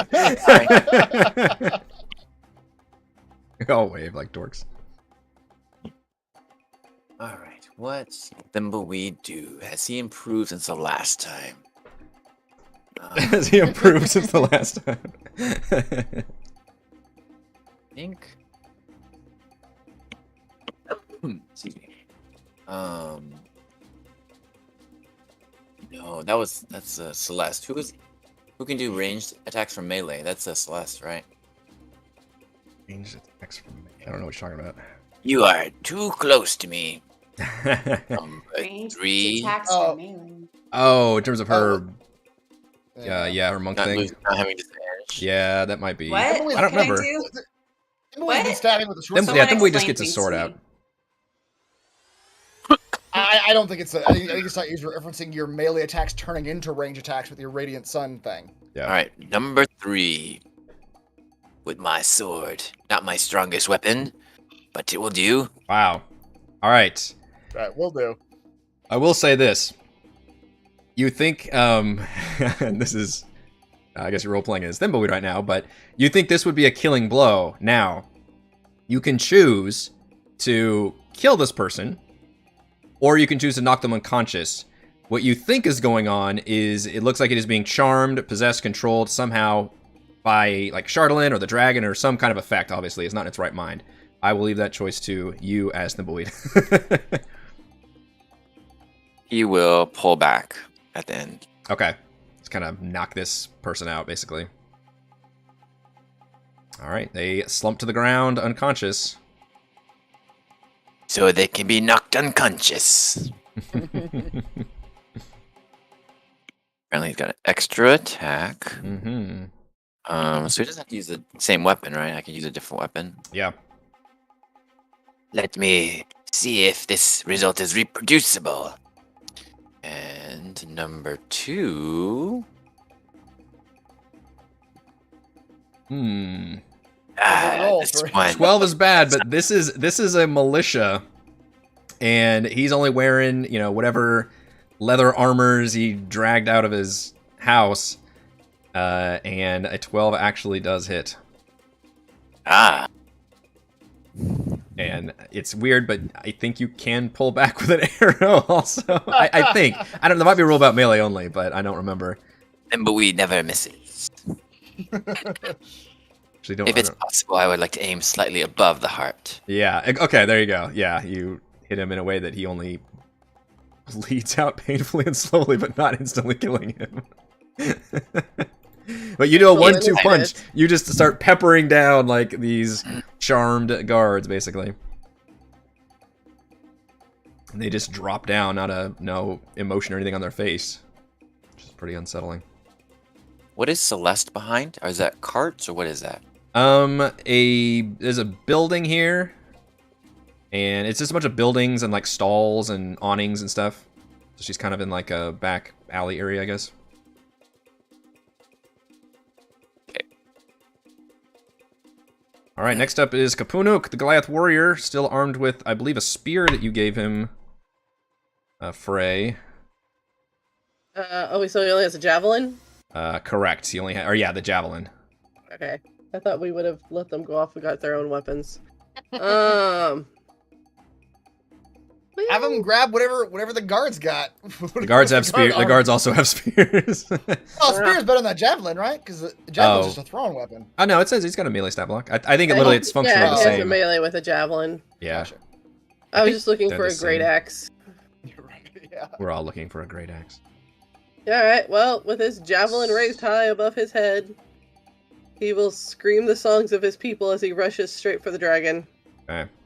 Because, you know, Frey promised him dragon. And all the impediments to get to the dragon are gone now. Yep. He's pretty excited about getting up there and. So, just normal. Does have multi-attack. So, 16, I don't think hits. Does not, as we discovered. Yep. Just making sure he doesn't have anything else. Alright, so we'll try it again. That'll hit. Oh, a crit for the warrior. How do I make it roll the damage? Just click on the attack button. Is that not how you guys do it? There it goes. That's a crit. Wow. Well, pretty solid with a spear. Mhm. Yeah. He shouts a triumphant Goliath war cry and grins at you, Frey. This is good fight. Frey's just laughing maniacally. Mm. She's having the time of her life. I was just about to do that. Get out of my head. Oh. At the end of the Goliath's turn, the dragon flaps only like one of its. The other one is kind of wrenched behind it, but he still like tries to like flap them up and send off a just cone of sharp Chardalyn shards, flinging. I like that alliteration. There you go. Yeah, that's all you're gonna like about this. As this cone of sharp Chardalyn shards come barreling in, and I need Frey. I guess it's all you, Frey. Aiming them basically just at Frey and Kapunuk. And I need both of you to give me a DC 16 dex saving, or yeah, I guess there's a DC on there. A dex saving throw. Okay. Kapunuk is not going to be with us for long. Kapunuk seems pretty beefy. I think Frey knows, but... Yeah. So if I just hit this dex, that'll do the saving throw for him, right? Or is that going to do an ability check? That'll... Unless his sheet says below that he's got a specific better save. Yeah, there's a saving throw thing right below all those, but unless it's on there. Which he does not, yeah. So just you can hit the dex. Okay. He's just... Yep.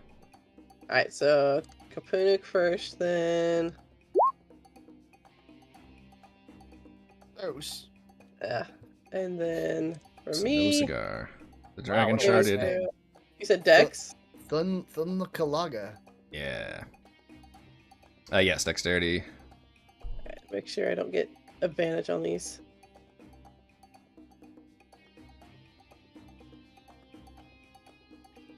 You're right. Chat, it is Archangel. Yeah, that was Just part of the a inspiration. We talked about that in crafting. The Archangel thing. Throw all those little knife things out. Sorry, I'm just checking them. I'm trying to make sure I don't have the poison. Frightened. Okay. Hang on, Edmund. We're still doing this part. Oh. So Gee, we're this waiting is on Frey to... I was just making sure I didn't have advantage. I had to make sure I don't have advantage on this. Okay.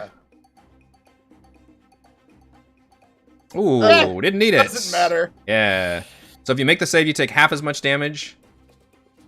So you take... I take half of half. That's true. It is it is just piercing. So you take like 5, but Kapunuk takes the full, and Kapunuk has to make a charisma save, as he is actually embedded with some piece of Chardalyn, or suffer a form of short-term madness until the end of his next turn. Great. Wow. Guess he's flat on charisma. Ouch. Yeah. So he takes the I'd rather full... roll bad with him than with me. So. He takes the That's full true. 21. Do you have the button for short-term madness, or do you want me to hit it? No, I've got it. Yep. I don't think he cares. He begins babbling and is incapable of normal speech or spellcasting. You probably can't This is tell what when he's in his happens when battle he doesn't cries really anyway. fight. Yeah. Yeah. Yeah. So you Speaking in tongues while he's probably in the battle. doesn't. You probably don't even notice he's affected by like the Chardalyn madness right now.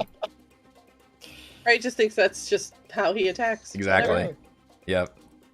All right, Edmund, you may go now. So, in case you guys are wondering, those are legendary actions he can take after different after anybody's turn, basically.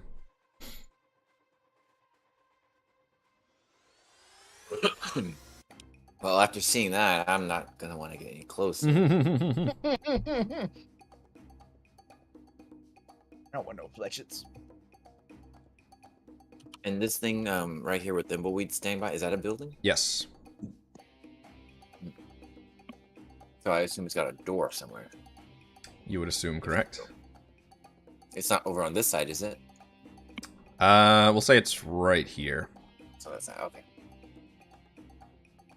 Too much. And Edmund thinking like a rogue. Like, where can I duck inside? Well, yeah, after seeing him shake out those Chardalyn shards. Yeah. Yeah, Edmund's got the respect for the Chardalyn. 5, 15. Do the shard look salvageable?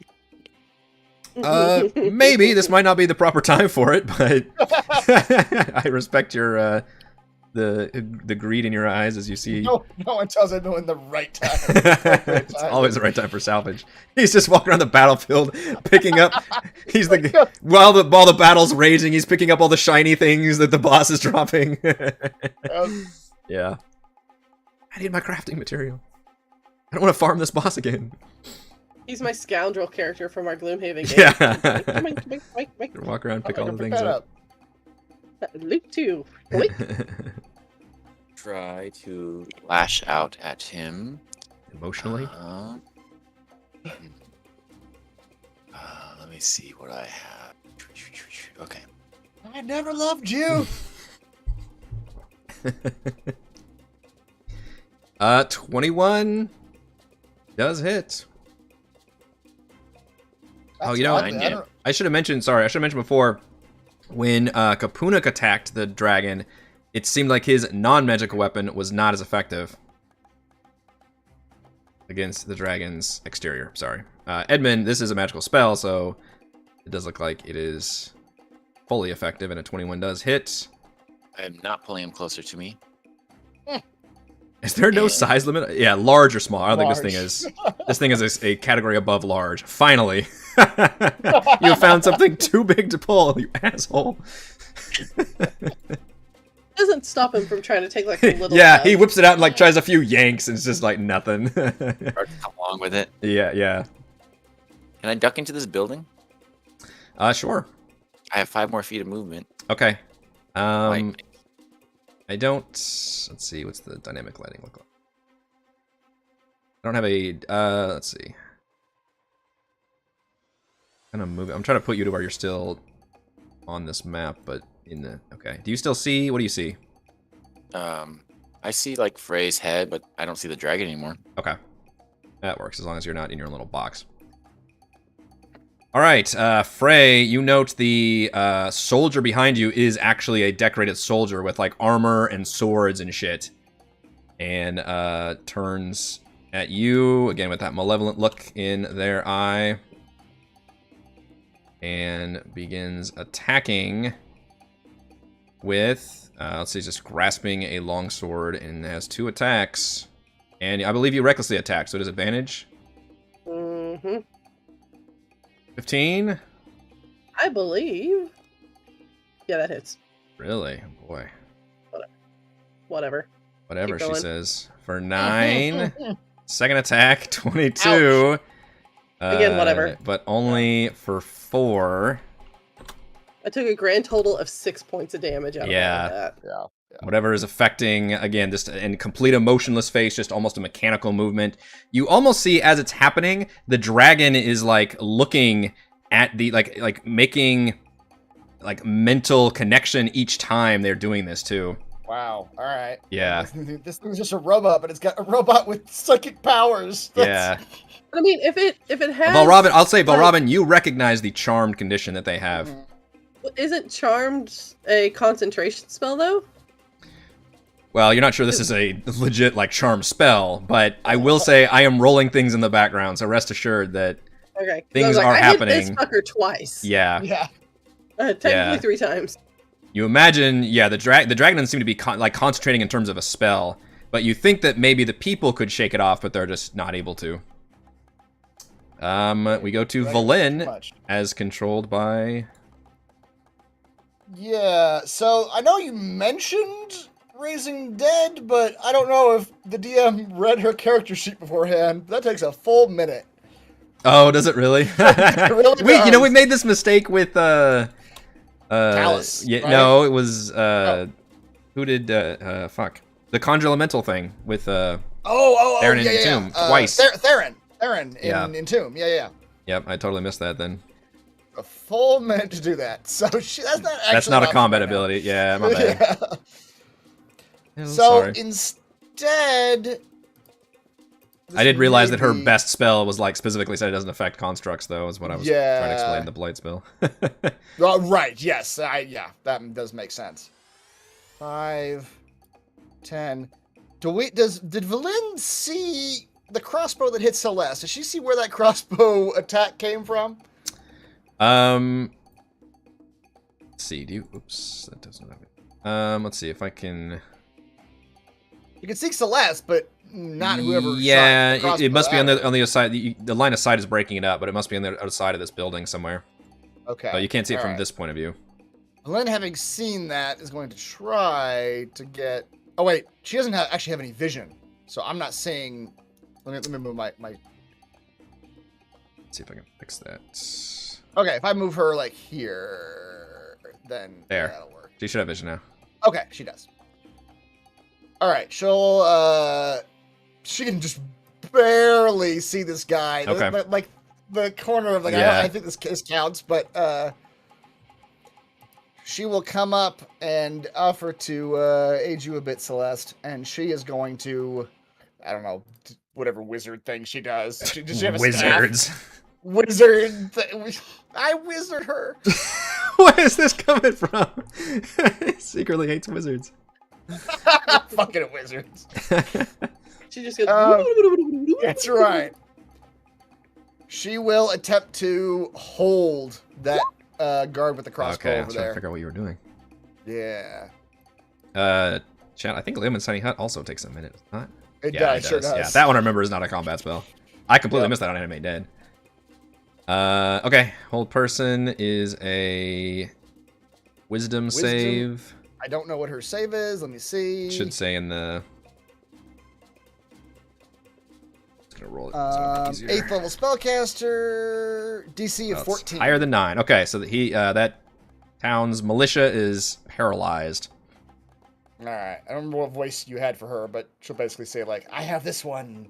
Okay. And That one shouldn't be moving anytime soon. there you go. Then it's your turn. It's weird how the NPCs you guys are controlling are next to the PCs too. The That Frey is and weird how they Kapunik turned are out. almost next to each other, and then Frey and Valin. Yep. Well, actually, now that I know where that crossbow guy is, yeah, Valravn might be able to try. He's gonna try to do this on both of them. Well, actually, yeah, he'll try it. It might be helpful to not have all these targets.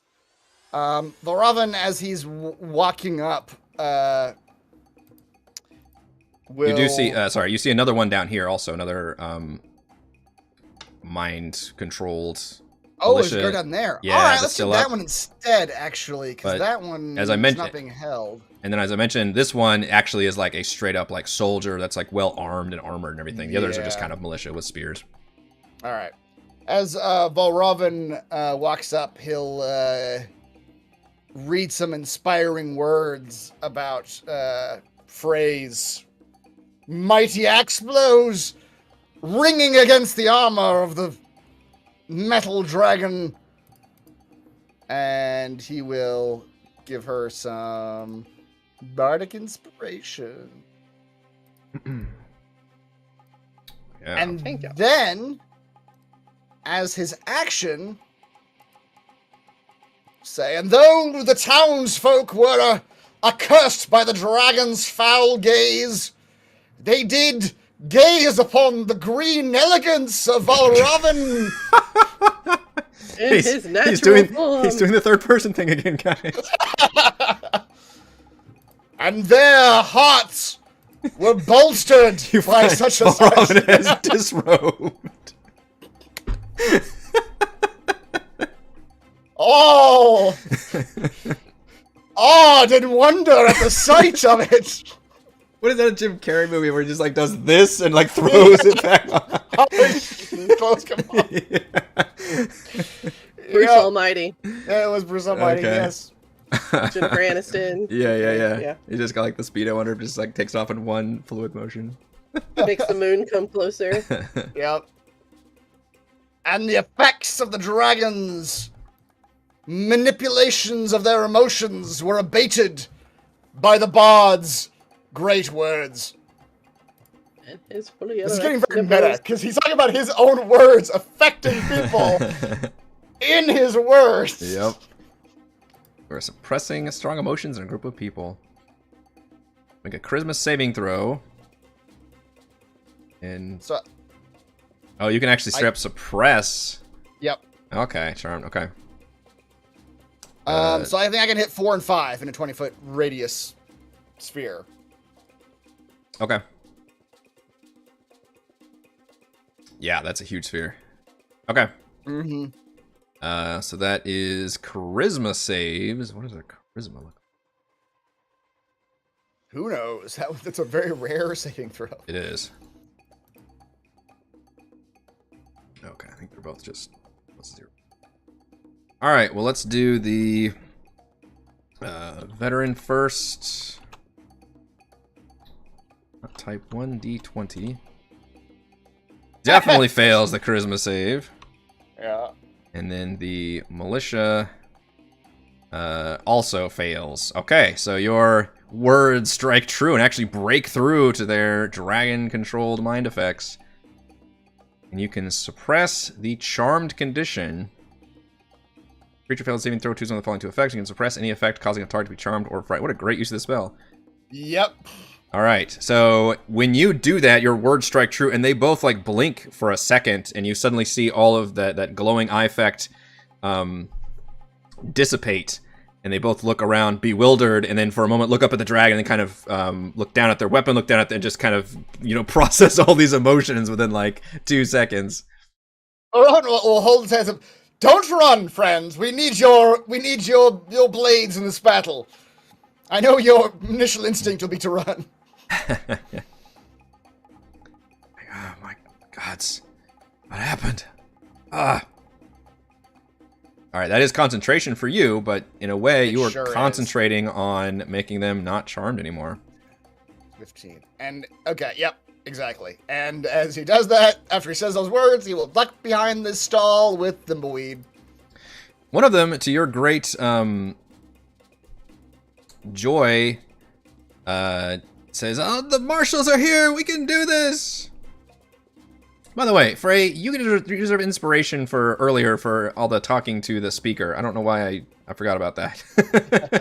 I thought about giving it to you, and then a bunch of things happened. We didn't need any spells. She just talked. Yeah, you just straight up talked him into it. I like the way you role played all that, and I meant to give you inspiration earlier. She was basically talking to herself. I randomly just realized that. Oh yeah, do you want to be the hero? Do you want to have all the things? Yeah, so that was for earlier. People to be happy for you. Your very convincing speech to the speaker. All right, so because of that, this one runs up and foolhardily attempts to attack.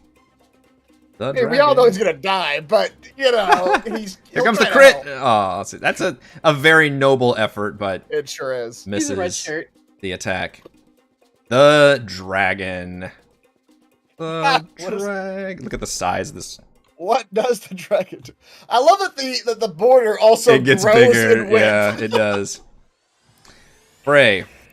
Yes. The first thing it does. Does it eat me? Actually, let's see what it does. Okay. Do I need to Drax the Destroyer this and have it eat me and... You see it still like trying to charge its inner breath. You can see it kind of opening and closing its mouth, but the light's still like building up inside of it. However, it turns towards you and its eyes glow malevolently. Oh, this is not good for y'all. And I need you to give me a wisdom saving throw, please. This is really not good, but I do have the Bardic Inspiration. It's the Hypnotoad. I have 2 things I can do. I have my Bardic Inspiration and one other thing. So, what am I trying to hit here? You said wisdom? Wisdom, yeah. At least you didn't pick intelligence. All right. Intelligence is a -1. Wisdom is at least flat. Intelligence is probably the lowest used. Yeah. Least used. Okay. Oh my god! Don't even use your Bardic Inspiration on that. That's a waste. It's not good. Well, do you have something that re-rolls? Like not a 2. Inspiration would be the only thing. Oh yeah. I'll use my newly acquired inspiration. There you go. Right. Okay, we're seeing behind the DM curtain now.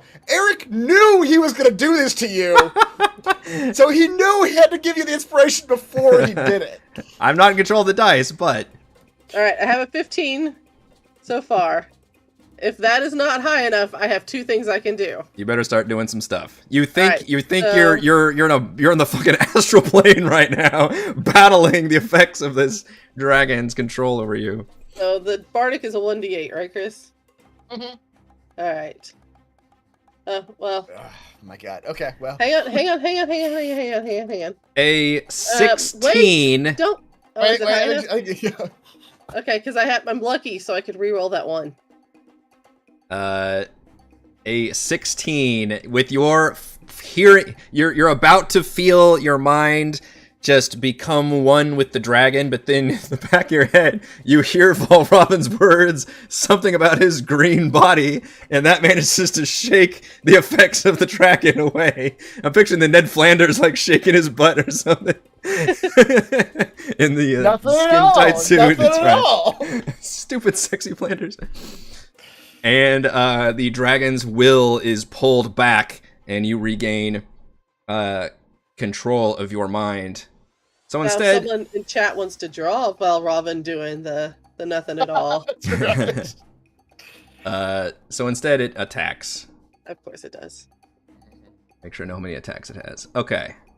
So Like 7. Is it gonna eat me? first, it's gonna whip out its tail at this guard who nearly tried to stab it successfully. Oh shit. And that guard's body just ragdolls into the building. Just crunch. The Marshal! Just absolutely blasted backwards. Yep. There was not. Yeah. Yeah. Hey, It's just like a perma impression on the building now. exactly. Frey, you recklessly attack, so it's got advantage as Yeah. it attempts to claw at you angrily. Yeah. Woo! Alright, with one claw attack with a critical hit. Oh, that's not too bad. Alright, that's 20. Not too bad, That's actually, 22 yeah. damage. I'll take 11 of that. Yes. Okay. I'm still alive. It does it again with its claws. Okay. 28 will hit. Yeah. For 10 damage. Okay.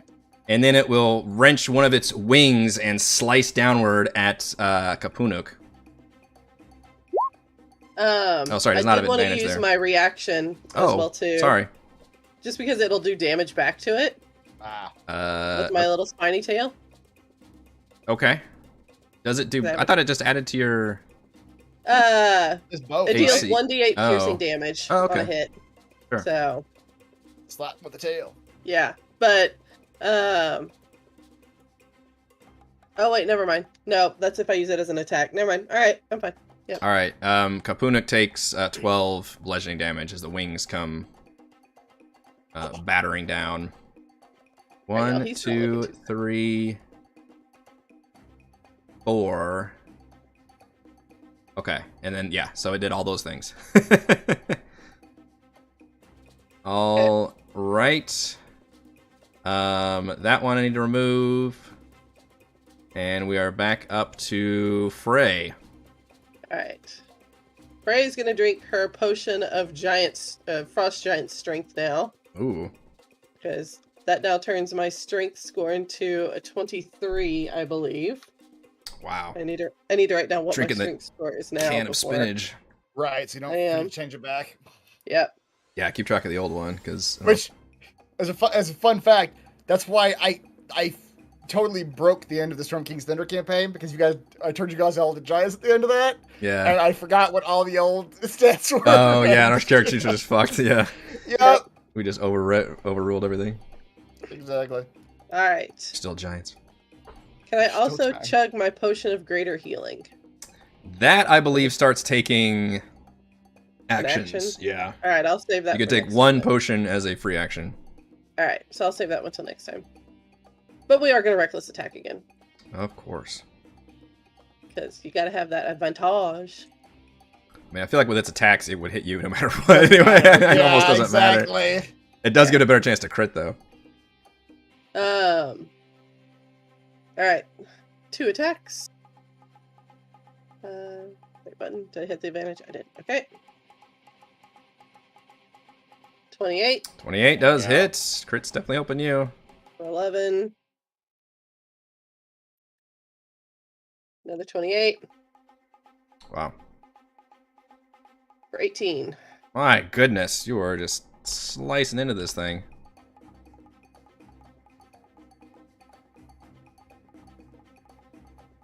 So yeah, that is my that's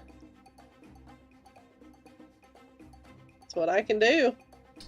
All right. Let's see that one. Sorry, I have to take all these guys out that died. Celeste.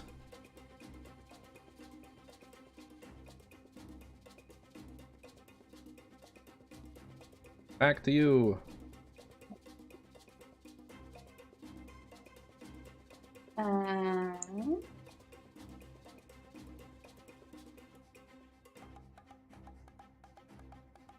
Okay, I am going to drink my potion of healing.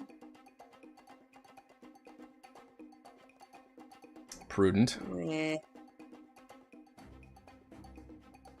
is Second wind. one. Was it 1d4 plus 4? Is it? No. What is a potion of healing? It's I- 2d4 2d4 plus 2. 2d4 plus 2. Yeah. 2d4 plus 2. I was close. Doesn't she have the potion of greater healing like I do? I don't. Do I? Well, I just have potion of healing. I have 2 potions of healing, and I wonder if I You've got at least 1 potion of regular healing and then probably 1 potion of greater because That sounds right. That's probably what happened. I bought, Okay, what's the we bought what's- everybody a what's round of greater regular healing potions last time. Yeah. I think we I got- just added it to my potion of healing. Okay, Yeah. what is a greater healing? The greater healing is 44 plus 4. 44 plus 4. 4. Okay.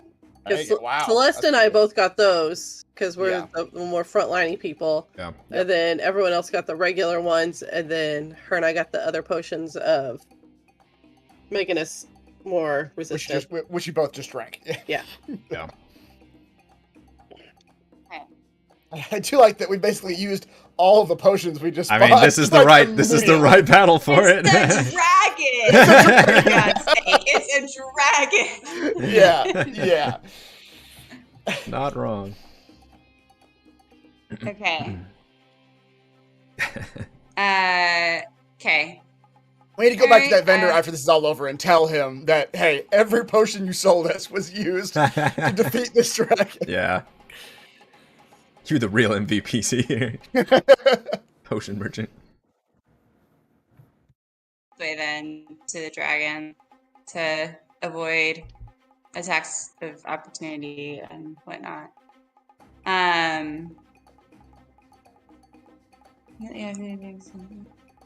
Okay, so this sounds interesting. Okay, so first, Sounds interesting. I should look at her character. Ooh, what about this? What does this do? oh man. Sorry, how's the dragon looking? It's looking pretty heavily damaged. You guys have done a number of good attacks on it. I wouldn't say it's badly wounded, but it's wounded. Okay. Okay. Let's see. How am I doing on key points? Okay. So I've got that. Where is that thing? It was. Did we figure out if it was 17 or 18? We haven't, but I could give you my gut feeling. What's your gut feeling? Because I know My gut- it's one of the two. My gut feeling is it's probably an 18. Because I don't know. Let's see. 'Cause I don't, 2 key points for that. You know what? Yeah. I have inspiration. I'm gonna re-roll that attack. There you go. Perfect. There you go. Lovely. 21 does hit, All right. yeah. So that's an 11, and then so then I get my extra attack. Perfect. Also hits. Fantastic. Yeah. 5, yeah. Comes Okay. a whirlwind of magic mop attacks. All Clean to the right. dragon's metal, And- but good. Yeah, it's polishing it. She knows that So Edwin's gonna then- come through and pick up the pieces later. She wants them to be clean. Yeah. So then my new thing is is my burning hands thing is new for me. So it is Searing Arc Strike. So I can spend 2 key points to cast the burning hands action. But oh wow. But you said okay, so we learned that the dragon might be resistant to cold damage, but we didn't know that it's resistant to fire, right? We have no idea. It's a good gamble. Okay. Well, but I think Eric said that we thought that it might be resistant to cold, but I know it's a dragon. Yeah. So anyway, let's try it and see. So it's 2 key points to cast burning hands. So then that is this Nice. spell. So I thrust forth sheets of flame from my outstretched fingertip. Oh boy. This needs a deep clean. I'm not getting this out. All So right. This is the clean setting on the oven. You're just turning up the heat, hoping. Oh man, it smells so bad when you do that too. Oh, it's gonna smell awful. Yes. Okay. Dexterity. Yeah. This thing does not look very nimble, so we'll see what it can do with dexterity. But unfortunately, it says my spell save DC is 0. It's not on my character sheet for some reason. 8 plus your ability score plus your spellcasting. She's a modifier. Yeah, somebody help me out with that. There's a way to. It should say on the monk somewhere how to calculate that. Maybe in your subclass, but I don't know off the top of my head. There's some formula. I am in there. Yeah. Calculate wait, maybe it's DC. because key save DC is 8 plus your proficiency plus your wisdom. Is it because I don't? Okay. Because you don't normally have spells, is why it's broken. Right. But yeah, because it says my spell casting ability is none. So you said it's 8 plus my proficiency plus your wisdom bonus. Is 3 plus wisdom is 1, so 8 plus 4 is 12, right? So make a note somewhere on that sheet that 12. Okay, 12. All right. It's not. It's not good, but it's also not very nimble, so we'll see. Oh. However, it's so close. Okay, but it's still half as much damage. Yep. So roll it. Roll a 3d6.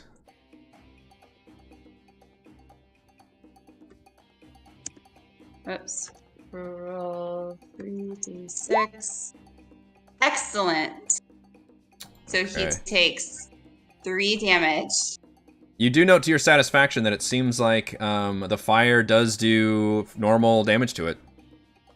Seems like it is susceptible. I mean, not like extra damage, but it takes a normal amount of damage. So it's not doesn't appear to be any resistant to fire. It looks like it was built to withstand cold and then just regular weapon attacks as well. But most of you have, I think you've been striking it with magical weapons, so. All right. This one is paralyzed. We go to Thimbleweed.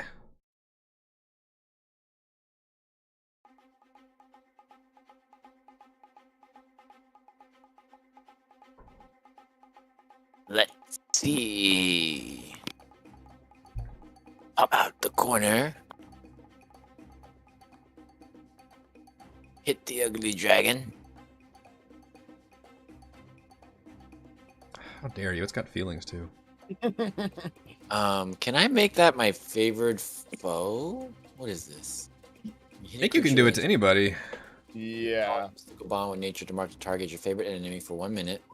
Okay. I guess I should have done this last time, huh? The first time your turn is that you hit the favorite enemy and deal damage, including when you mark it. Oh, including when you mark it, you can increase the damage by 1d4. Yeah. So you can use it. Okay. And it's a 1d6 at 6th level. So let's do an extra 3 to it. So 11 plus 2 plus 3? No, not Swarm. Okay. Haven't chosen that one quite yet. Let's see. Can these bugs move that thing? I would be horrified if they could, but I do remember us joking that the swarm didn't actually say a size limit. Really? About that. I think. That's funny. Oh, it's gonna be horizontal though. Damn.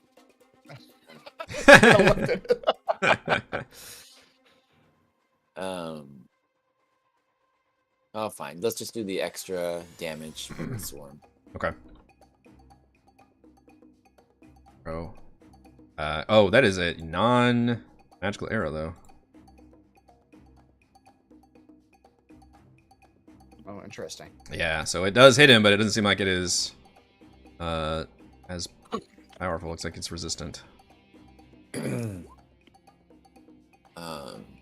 unleashes two arrows, one after. Shunk, shunk. 18 does hit. Ignore the swarm for that one. Okay.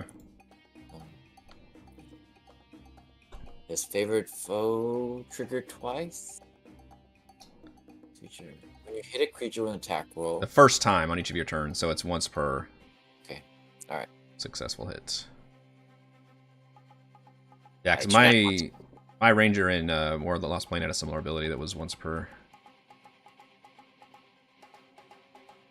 All right. At the end of your turn, or at the end of Thimbleweed's turn, the dragon spews out with its Chardalyn shards from its wings. The fletchets come flailing, pretty much in the same cone. Oh my god, terrible damage. Yeah. At Frey and Kapunuk. So I need both of you to make dex saves again. Good lord. Okay. Its wrenched wing is like causing it to fuck up, and like only a few of the shards end up actually anywhere near you guys. He is not very good Yeah, at he's this. just eating that shit.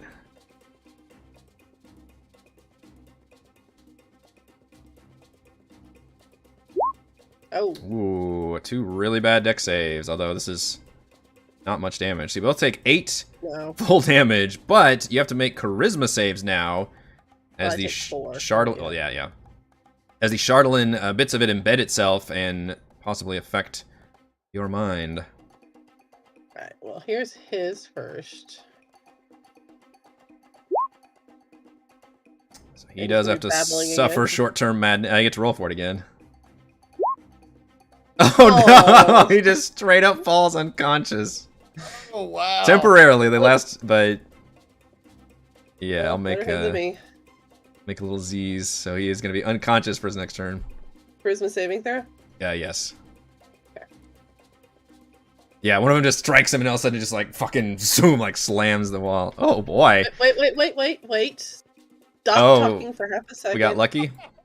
I am lucky. Mm. Attack roll, ability Yeah. check, or saving throw, so I get to Mhm. re-roll it. Mm-hmm. There you go. This is the first time my lucky has gone off, by the way. Oh really? Yeah. Wow. Wow. That really?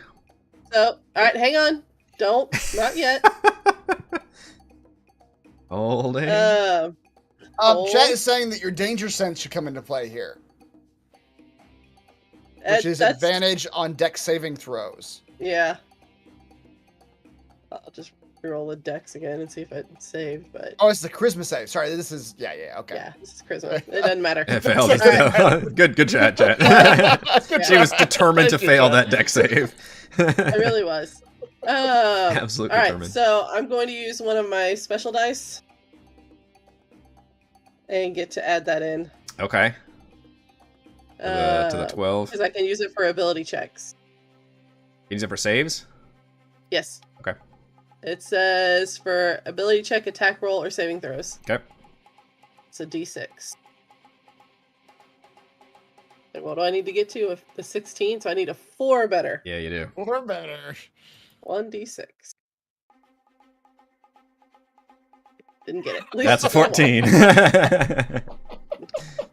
Did they say once per turn, or can you spend it? I didn't know if I have that stipulation there. I would have hoped I would have, but Let's see here. What is this? Is this her? she's well This fed. is your Scooby snacks. Okay. Yeah. Great. It doesn't say. It says I can expend the die at any time to roll a d6 whenever I make an ability check, attack roll, or saving throw. Okay, that's a DM can- error in your favor, because I probably meant to put a once per turn on there. So let's just roll one more. 2 or better. Please don't roll a 1. Yeah, right? There's the 4. All right. Okay. You've got a hunger in your tumbly now. But with all of that, using your mysterious powers, you managed to stave off any short-term madness from that. All right, then it is. Oh, it's his turn next, isn't it? So that was convenient. So he's just unconscious for this round. So he doesn't get to do anything. And then End of his turn, he pops right back up. Correct. Yeah, he snaps out of it at the end of the turn. I guess technically still prone, still on the ground. And we go to Edmund. Inside of a building. He's gonna pop out. Oh no, I'm stuck in the building. Oh, my bad. Thank you. Alright, he's gonna pop out. Here. Yeah. Let's see. Dragon's still alive, huh? It's looking pretty bad. It's looking pretty beat up at this point. 15. Oh, Edmund's getting bold. Yeah. You've empowered me. I probably don't need to stand this close to him. I mean, by all means. But his arm's gonna turn into the beam cannon. Oh. Start charging. Right in front of the dragon's face. Just. Here we go! Yeah. Beam Let's cannon. see how this feels point blank. Alright, and that's one where you have to wait until the end of the round before it goes off. This veteran is now uncharmed by the dragon. And so walk up and be boldened by all of you. And attempt to attack the dragon with a crit. Nails a series of pretty nice attacks, actually. Unfortunately, it's not magical, but still, it's like, Marshals! We can do this! We'll stop it here!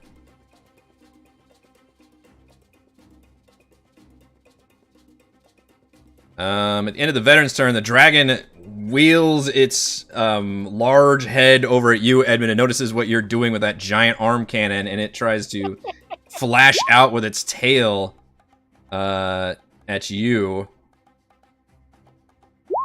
What? Why me? For 17. That does hit. Only 12 bludgeoning, yeah, but you take as this giant Chardalyn tail just slams into you. Must stay focused. Alright, it is Valin's turn. Valin could literally do nothing else to help the current situation. Dang. So she will continue to maintain. She'll move behind. Wait, where'd this guy go? Oh, there he is. Yeah. She'll move behind this building, but she'll just continue to maintain concentration on paralyzing this one dude over here.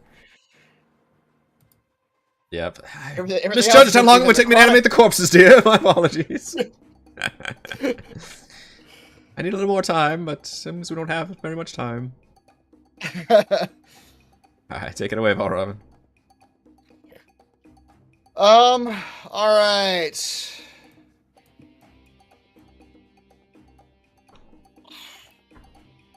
I was staring so much at Valin's character sheet, I'm actually not even sure what I'm gonna do here. Actually, I do too. Which we haven't even gotten into this yet. I forget what your new house rules are, but we're gonna find out in a second. Oh, okay. As Valrowan walks out, he'll begin giving a little speech about Celeste, fresh from the grave and imbued with an indifference for life that was hopefully not last very long. Parentheticals. Was yet bolstered by her allies' attacks and wished to destroy the dragon alongside of them. And he will give Celeste some bardic inspiration, and at the same time, he will close his book and begin reading a scroll. Which is not in narrative form, unfortunately, for Valravan. But it is a scroll of enlarge reduce. Okay. I don't remember what the rules are for scrolls, but I will copy and paste them for you because it hasn't come up that often. You're right. Spell scroll requirements have been changed. Anyone can use a spell scroll as long as they're proficient either Arcana or Religion. Arcana, Nature, or Religion, depending on which classes normally have access to the spell. If the spell is one you cannot normally cast, you must succeed on a skill check using the above skill with the DC equals 10 plus the spell level. If you fail, the spell still succeeds and the scroll is consumed. However, you must then roll on the Wild Magic Surge table. I don't... okay. Don't worry, that table's not that bad. No, I don't understand the rules, because that means if I don't have Arcana, Nature, or Religion, I can't use any scrolls? If you have to be... If you're proficient in Arcana, then you can use those class scrolls. If you're proficient in Nature, you can use these class scrolls, Druid and Ranger, and if you're Religion, you can use Paladin Cleric scrolls. So I can't use any scrolls? Are you not proficient in Arcana, Nature, or Religion? No. Oh, well. I guess not. I think, okay, that's odd. Unless it's I mean the normals we can fall back on the normal spell scroll rules if it's a bard scroll, because I think that's a... I don't know. I'll look it up. I don't know what. Yeah, because what I was doing is trying to unlock it so more people could use more scrolls. Well, I think the problem is nobody is proficient in those three. Yeah, those three are like the least chosen proficiencies. Yeah. Well, that would make those skills more attractive, hopefully. But I mean, with our character build, those three don't make any sense with our team build. Yeah, a lot of times you end up with these skills just based on your backgrounds or something too. That is true. Yeah. If it's on your class's spell list, but of a higher level than you normally cast. It's a sorcerer, artificer, wizard spell. Okay. To give that one to Edmund, then. I cannot use this. All right. Yeah. Okay, then. Well, not right now, but later on, Edmund, you are given a spell of enlarge reduce. I can't use it. It's an artificer spell.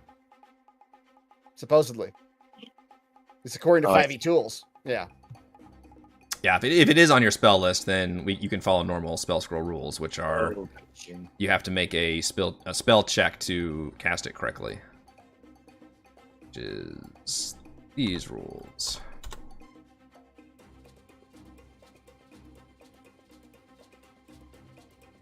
Well, these rules says I could try. However, the spell is not one. That's what I'm saying. If the spell is on your class's spell list, but of a higher level than you can normally cast, then you must make an ability check using a spellcasting ability to determine whether you cast it successfully. But I thought you just said it's not on your spell list. It says...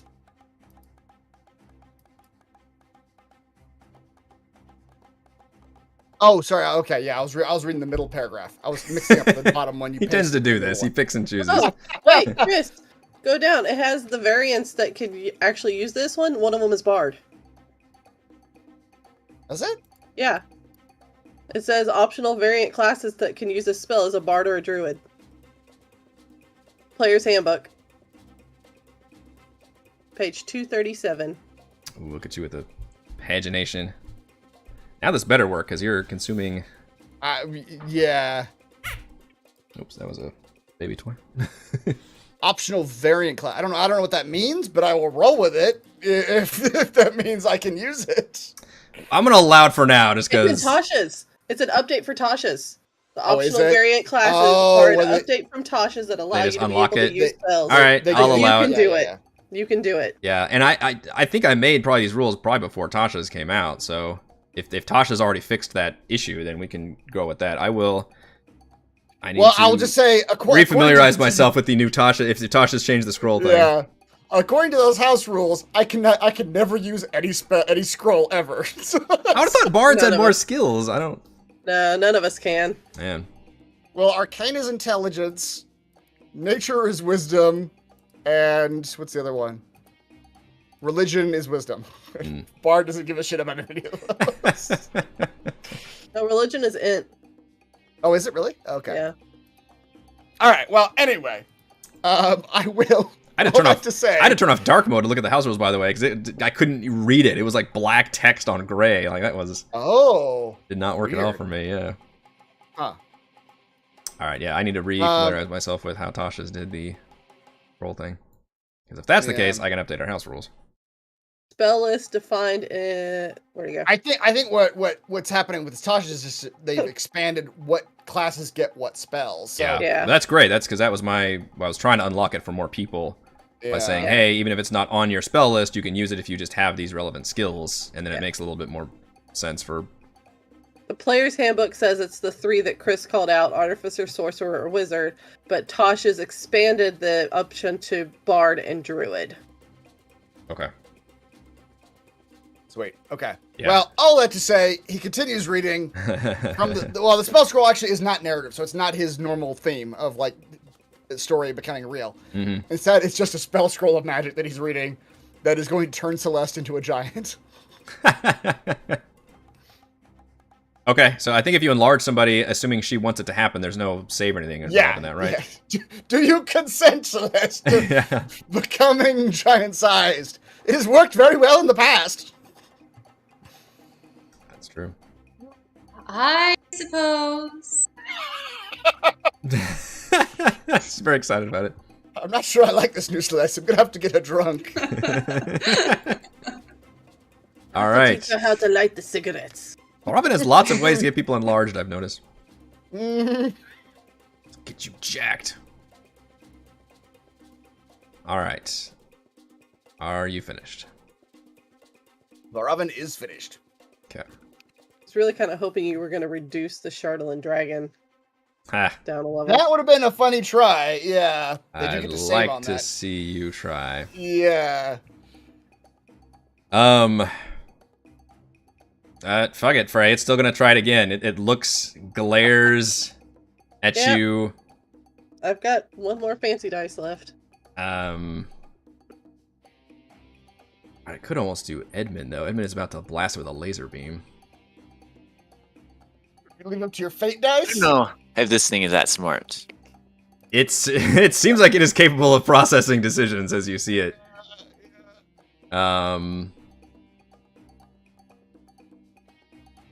That'd be funny, because then you have to turn your laser beam on your friends. Yeah, it's gonna try to control Edmund. It's gonna turn. You know what? Tell you what, we'll leave it up to fate. We're gonna roll the fate thing. We're gonna roll my fate thing, and it'll determine who it's gonna target, because it's a target-rich environment for it. But it knows you two are It doesn't know what your laser thing is capable of, but you're definitely glowing. Even I don't from that. Fate has chosen Edmund. All right. So it swings its head to you, Edmund, and its eyes. Actually, you know what? Before it does that, let me see if it has its fucking thing. All right, forget all that. It got its breath weapon. It's got its breath weapon back. Yeah, I've been waiting for this shit. Okay. It is. Let's see. I can't reduce this damage, and I've been hit by this damage before. It is going to crunch its way over here, which does allow some attacks of opportunity. Yes! Although the Goliath is still prone, which I think might affect attacks somewhat. Only if he does range, right? Maybe.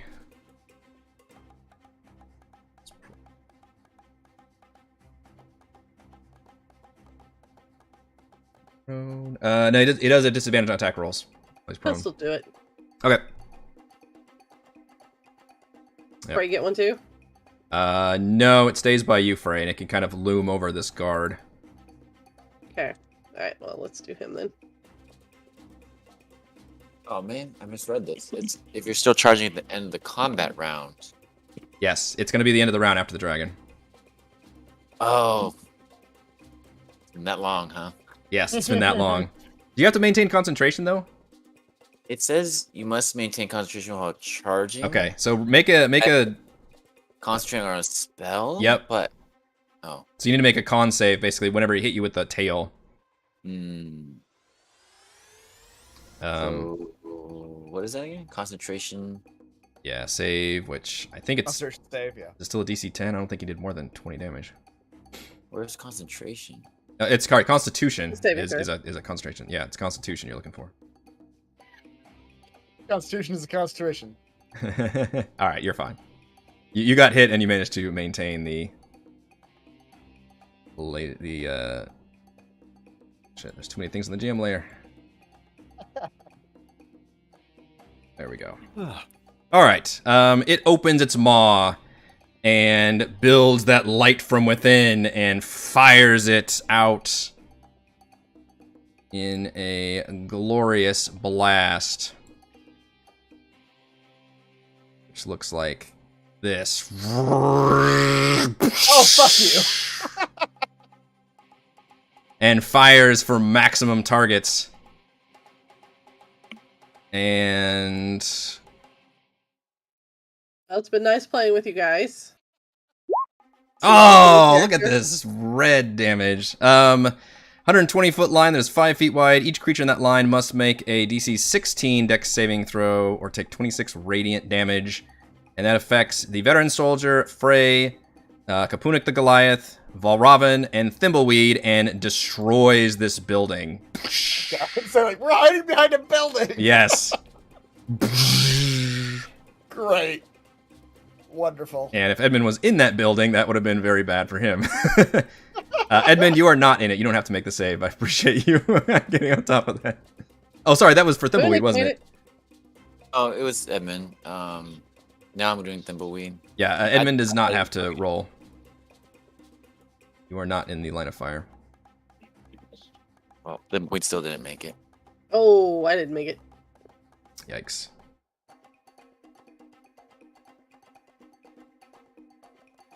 Oh yeah, people are still calling for danger. So what is danger sense? They give you advantage on dex saves? Dex saves, I forget what the actual details are, but... Again, uncanny sense when nearby things aren't they should be. Give me a chance to dodge away from danger. I have advantage on dexterity saving throw against effects that I can see, such as traps and spells. To gain this benefit, I can't be blinded, deafened, or incapacitated. I would say this is probably an effect you can see. Alright. You see it coming. Yeah, just the blasting laser. Ah! 15 is still a And fail. then I can use my last fancy dice. Oh, okay. Yeah. I just need it 1 or better. One or I got a better. 4. That's pretty good odds. All right. Yeah. So 19 for me. Now you feel very hungry. Yep. I gotta roll a concentration saving throw, don't I? All right. What did we end up with? We had. So we don't include this Edmund one. All right. So Valravn. I made it. Okay, you made the save, so you take half radiant Yep. damage. 13. You're You gonna take 13. yeah, so 13, Yep. and then yeah, you make a concentration. Okay, I'm alright. I think that's okay. Celeste It's is still in big end. 10 or half the damage, I believe. Oh wait, were you concentrating on that? I didn't realize that had to be concentration. It's a concentration spell. Well, you were concentrating on keeping the controlled people. There's only one of those left. Well, there is, but that's still a factor. I did forget about that. Okay, I did too. And you just blasted him to keep them come with the fucking dragon. Well, so I it did. probably doesn't even matter. It does have to make a save for that as well. All right. Well, he is no longer protected by my words. Okay, it does make a save. Yes. Need to move him for a second. Because you're right. Yeah, I forgot that they're both concentration spells. So yeah. Okay. Back to being charmed then. Now he's dead. No, he looks a lot beefier than normal soldiers. All right, who else? Everybody else took the damage correctly. Did he make the save? No, that was he made an 18, so he actually did make the save. So it only took half damage. No, that's Kapunik. Kapunik made an 18. Your beefy soldier did not make a save. That's the last thing on the. Yeah, do you not see the last one on there? It says Dex No, okay, Veteran, there it is. ability 18. Alright, yeah, I see it. And I think that's actually what it does with the laser blast. Hope it doesn't recharge that thing again. Yeah, me too. That was pretty painful. All right. End of the round. Edmund, your Finally. laser blast goes off. My laser blast goes off. That is what happens. Concentrating on a beam of energy, 100. You just, it's the dragon just let out a laser blast, destroying a building, and like you hear cries and screams, and then all of a sudden Edmund just has his arm go poof, and just fire another laser blast right at the dragon. You got lasers, I got lasers. Let's go. Yep, it's laser and lasers. Let's see whose is bigger. Who's got the bigger lasers? And that's a dex save. This thing is not very good at the dex. All right, so rolling for damage. Nice. Little- And he rolled a 2 dex save. All right, well, we'll use legendary resistance to Oh, of course succeed you the will. save, but that only makes it half damage, I believe. Yeah. Half lightning damage, so 14. yeah, Feeling lightning behind. crackling, yeah. To your satisfaction, that does do full damage. Yeah, those were low rolls I rolled on mine. You rolled better. I think 70. Do we have both of us 7? Oh no, oh yours is 8d6. I wonder what the math is there. Right. Might average about the same. But to your satisfaction, it's taking heavy damage. This thing looks extremely wounded right now, but obviously it is not registering any kind of pain or distress. And we start with you, Frey. Hey. We gonna chug that potion of greater healing now? Roll 44 plus 4. Alright, I'll take it. Wow. That guy out That's of the way. pretty good. Yeah. That brings me back to half. I'm good now. Ooh, yeah. Alright. Smashy, smashy. Da-da-da-da-da-da. Recklessly attacking, because why not? Yeah. Naturally. Oops. I did not roll that with advantage. Let me roll it again to see if I can get a crit. I don't think you guys have had a No. single crit this fight after we've had battles that had nothing but crits. That's Yeah. a 19 for damage. Wow. And then 20 for another 17.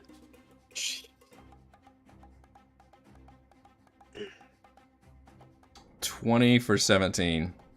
Yeah, the 17 is, that I did up here, that's max damage, by the way. Yeah. it Wow. is. Frey, you slice into a leg, and it seems to finally start like shuddering, and then you kind of bounce off one leg, pivot off of it, and raise your axe up and come down just as its head swivels towards you, and you crunch your axe right into the front of its like faceplate, and a great shudder ripples through the dragon, and you see it instinctively open its maw, but there's no light within. The lights in its eyes flicker and fade as its movements slow and just keep slowing gradually, and you can see just the light flickering, and then all of a sudden the light goes off, and the entire dragon just slowly slumps to the ground. Ray rides its face down. Okay, yeah. Standing on top of it. Yeah, and whenever that I'm assuming happens, this guy breaks out of his charm or whatever. yes. When the dragon is slain, suddenly the charm effect is ended again, and looks around and says, "Oh, that, holy shit, we did it!" Edmund's like, if I had designed this dragon, I would have made it self-destruct at the very end. You're a tick, tick, tick. Yeah. Yeah. To your satisfaction, the dragon is slain, and emerging from around different areas, you see, within moments, different guards running up to you. You do not see the tiefling captain anywhere, anybody of authority, just kind of random people, and everybody immediately starts just cheering, like great cheers grow up all around you, and they all start chanting, Targos, Targos, but a few of them do chant like, Marshals, the Marshals, and all this. defeated the dragon. Great people of Targos, we only did what was necessary to secure your safety and livelihoods. The Goliath. Your great speaker, Maxildanar, gave his life in the effort. He is the true hero. Oh. Wow. I'm doing the Dark Knight Rises, the Dark Knight thing. Like, let him be the hero. He's dead. It's fine. Yeah, sure. Yeah, you'll notice there's a very. We've already constructed a beautiful ice sculpture in the town. Right. Yeah. Very lifelike. Mounted in the middle of your city. Somehow, in the middle of this battle, we had that constructed. Yeah, the Goliath finally stands up and says, "This was," just like coughing up blood, and you notice he is very heavily injured. You don't think he would have taken another attack. Oh no, him and me both. "This was a good fight. You fight very well, small one. You are well deserving of the axe. It would be an honor if you would come with me. You have chance to visit my people." Sure, why not? And Valin comes around the corner and says, "Well, good, excellent. Now that Glad I can that's help. taken care of, we can get back to the quest at hand. Yes? Saved the day. Good job, everyone." Boy says, "No, we must all go to the wagon, have genocider to celebrate our victory." Yeah, you do know that since you guys acted so swiftly, there's very little of this town that was actually destroyed. I mean, that one scene where the guards got blasted up, there's a bit of the wall chunk missing, and there was some rubble around this area, but otherwise... And what Edmund shot through. Yeah, his laser lightning blast went, yeah.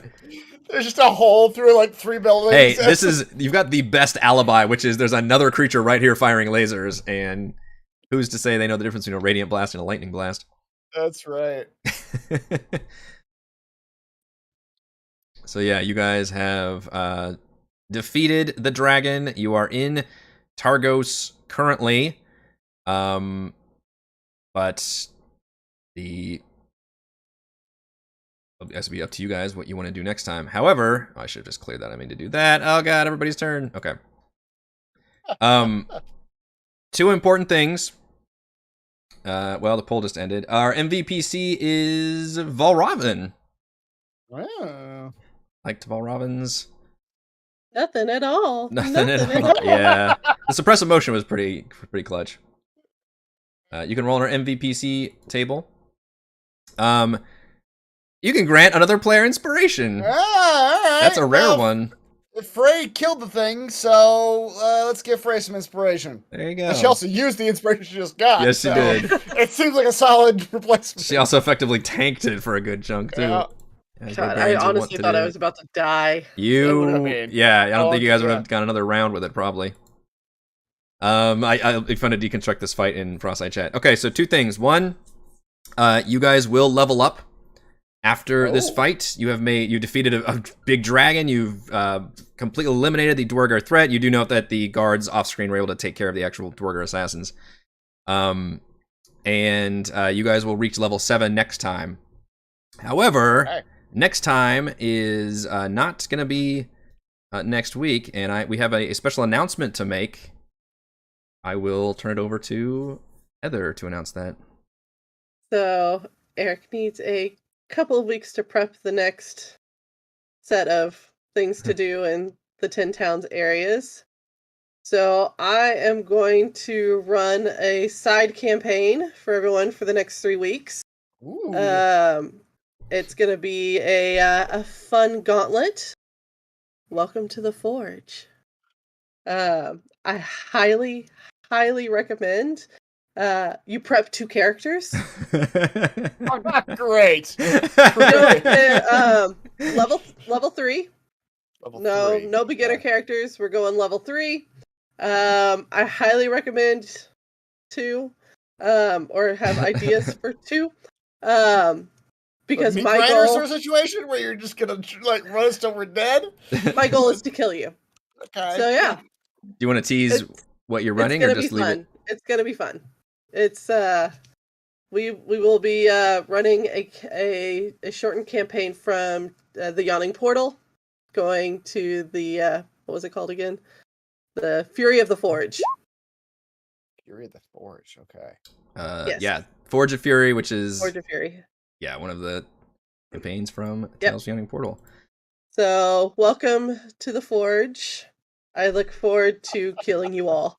Yeah, so in grand and spectacular fashion. I'm very excited about this. This is something we talked about. She wanted to do a little bit of a bigger than a one shot, but not a full campaign. And these campaigns go so long, and this is such a good act break where you guys really finish like a full act of this campaign. And you're moving on to the next one. So I figure, okay, you guys literally have like some downtime with your characters. You can level up and whatever else.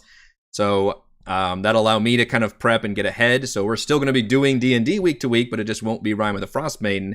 Instead, we'll be running Heather's campaign with her as the DM, and we'll be running into that next week. No session 0, by the way, so we'll need to use like the Discord chat and kind of coordinate characters and stuff and have them ready to go. I can't help and create a character for you. I know some of us have like jobs that take a lot more of our time and stuff like that, so if need be, I can create a base character. Chris is like, I'm so excited to use our characters. I'm like staring at my Excel spreadsheet, like which one to choose. Yeah, we're gonna nerd out about this. So yeah, it's gonna be fun. It's gonna be a meat grinder. It's gonna be. The whole point is to just go in and just have fun with it. I will tell you that my whole thought process is if you come up with some way to do something funny or fun, tell me a story. Tell me how it's gonna work, and I will more than likely let you do it. That's my favorite way of all the different D&D shows that I've watched and all of that, is if you can sell it to me, just say, pull a Raymond. If you can sell this shit to me, yeah, exactly. I don't care if my great monster ends up dying, as long as it's cool. So yeah. So that is our plan. But yeah, it's going to be brutal. Yeah, so tune in for the next couple of weeks as we take a side venture into that. But that is all the time we have for this week's Rime of the Frostmaiden session. Thank you all to the players also for having a longer session. I definitely wanted to wrap this up and get this done. And thank you to Chris, Heather, Rochelle, and Raymond for playing. Thank you to our wonderful fans for watching. Thank you to the patrons. Shout out to Platinum patrons, Joe, Will, Tiny Dancer, Thomas, Adam, Stan, Nathan, William, I'm Loud, Al, Kyle, Sklenia, Genocider, David, and Jammin' Clams. And gold patrons, RPG Papercrafts, Pretty Boy, and Yuma, Marcus, Dead Lizard, Lion, Sam, Lumpy Spuds, Jerome, Nathan, Fast Like a Tortoise, James, and Perry. Thank you all for your support. We're live streaming our D&D adventures every week, and we will see you next time. See you next time. Oh, Nick's got the great thing. I love these. Yes.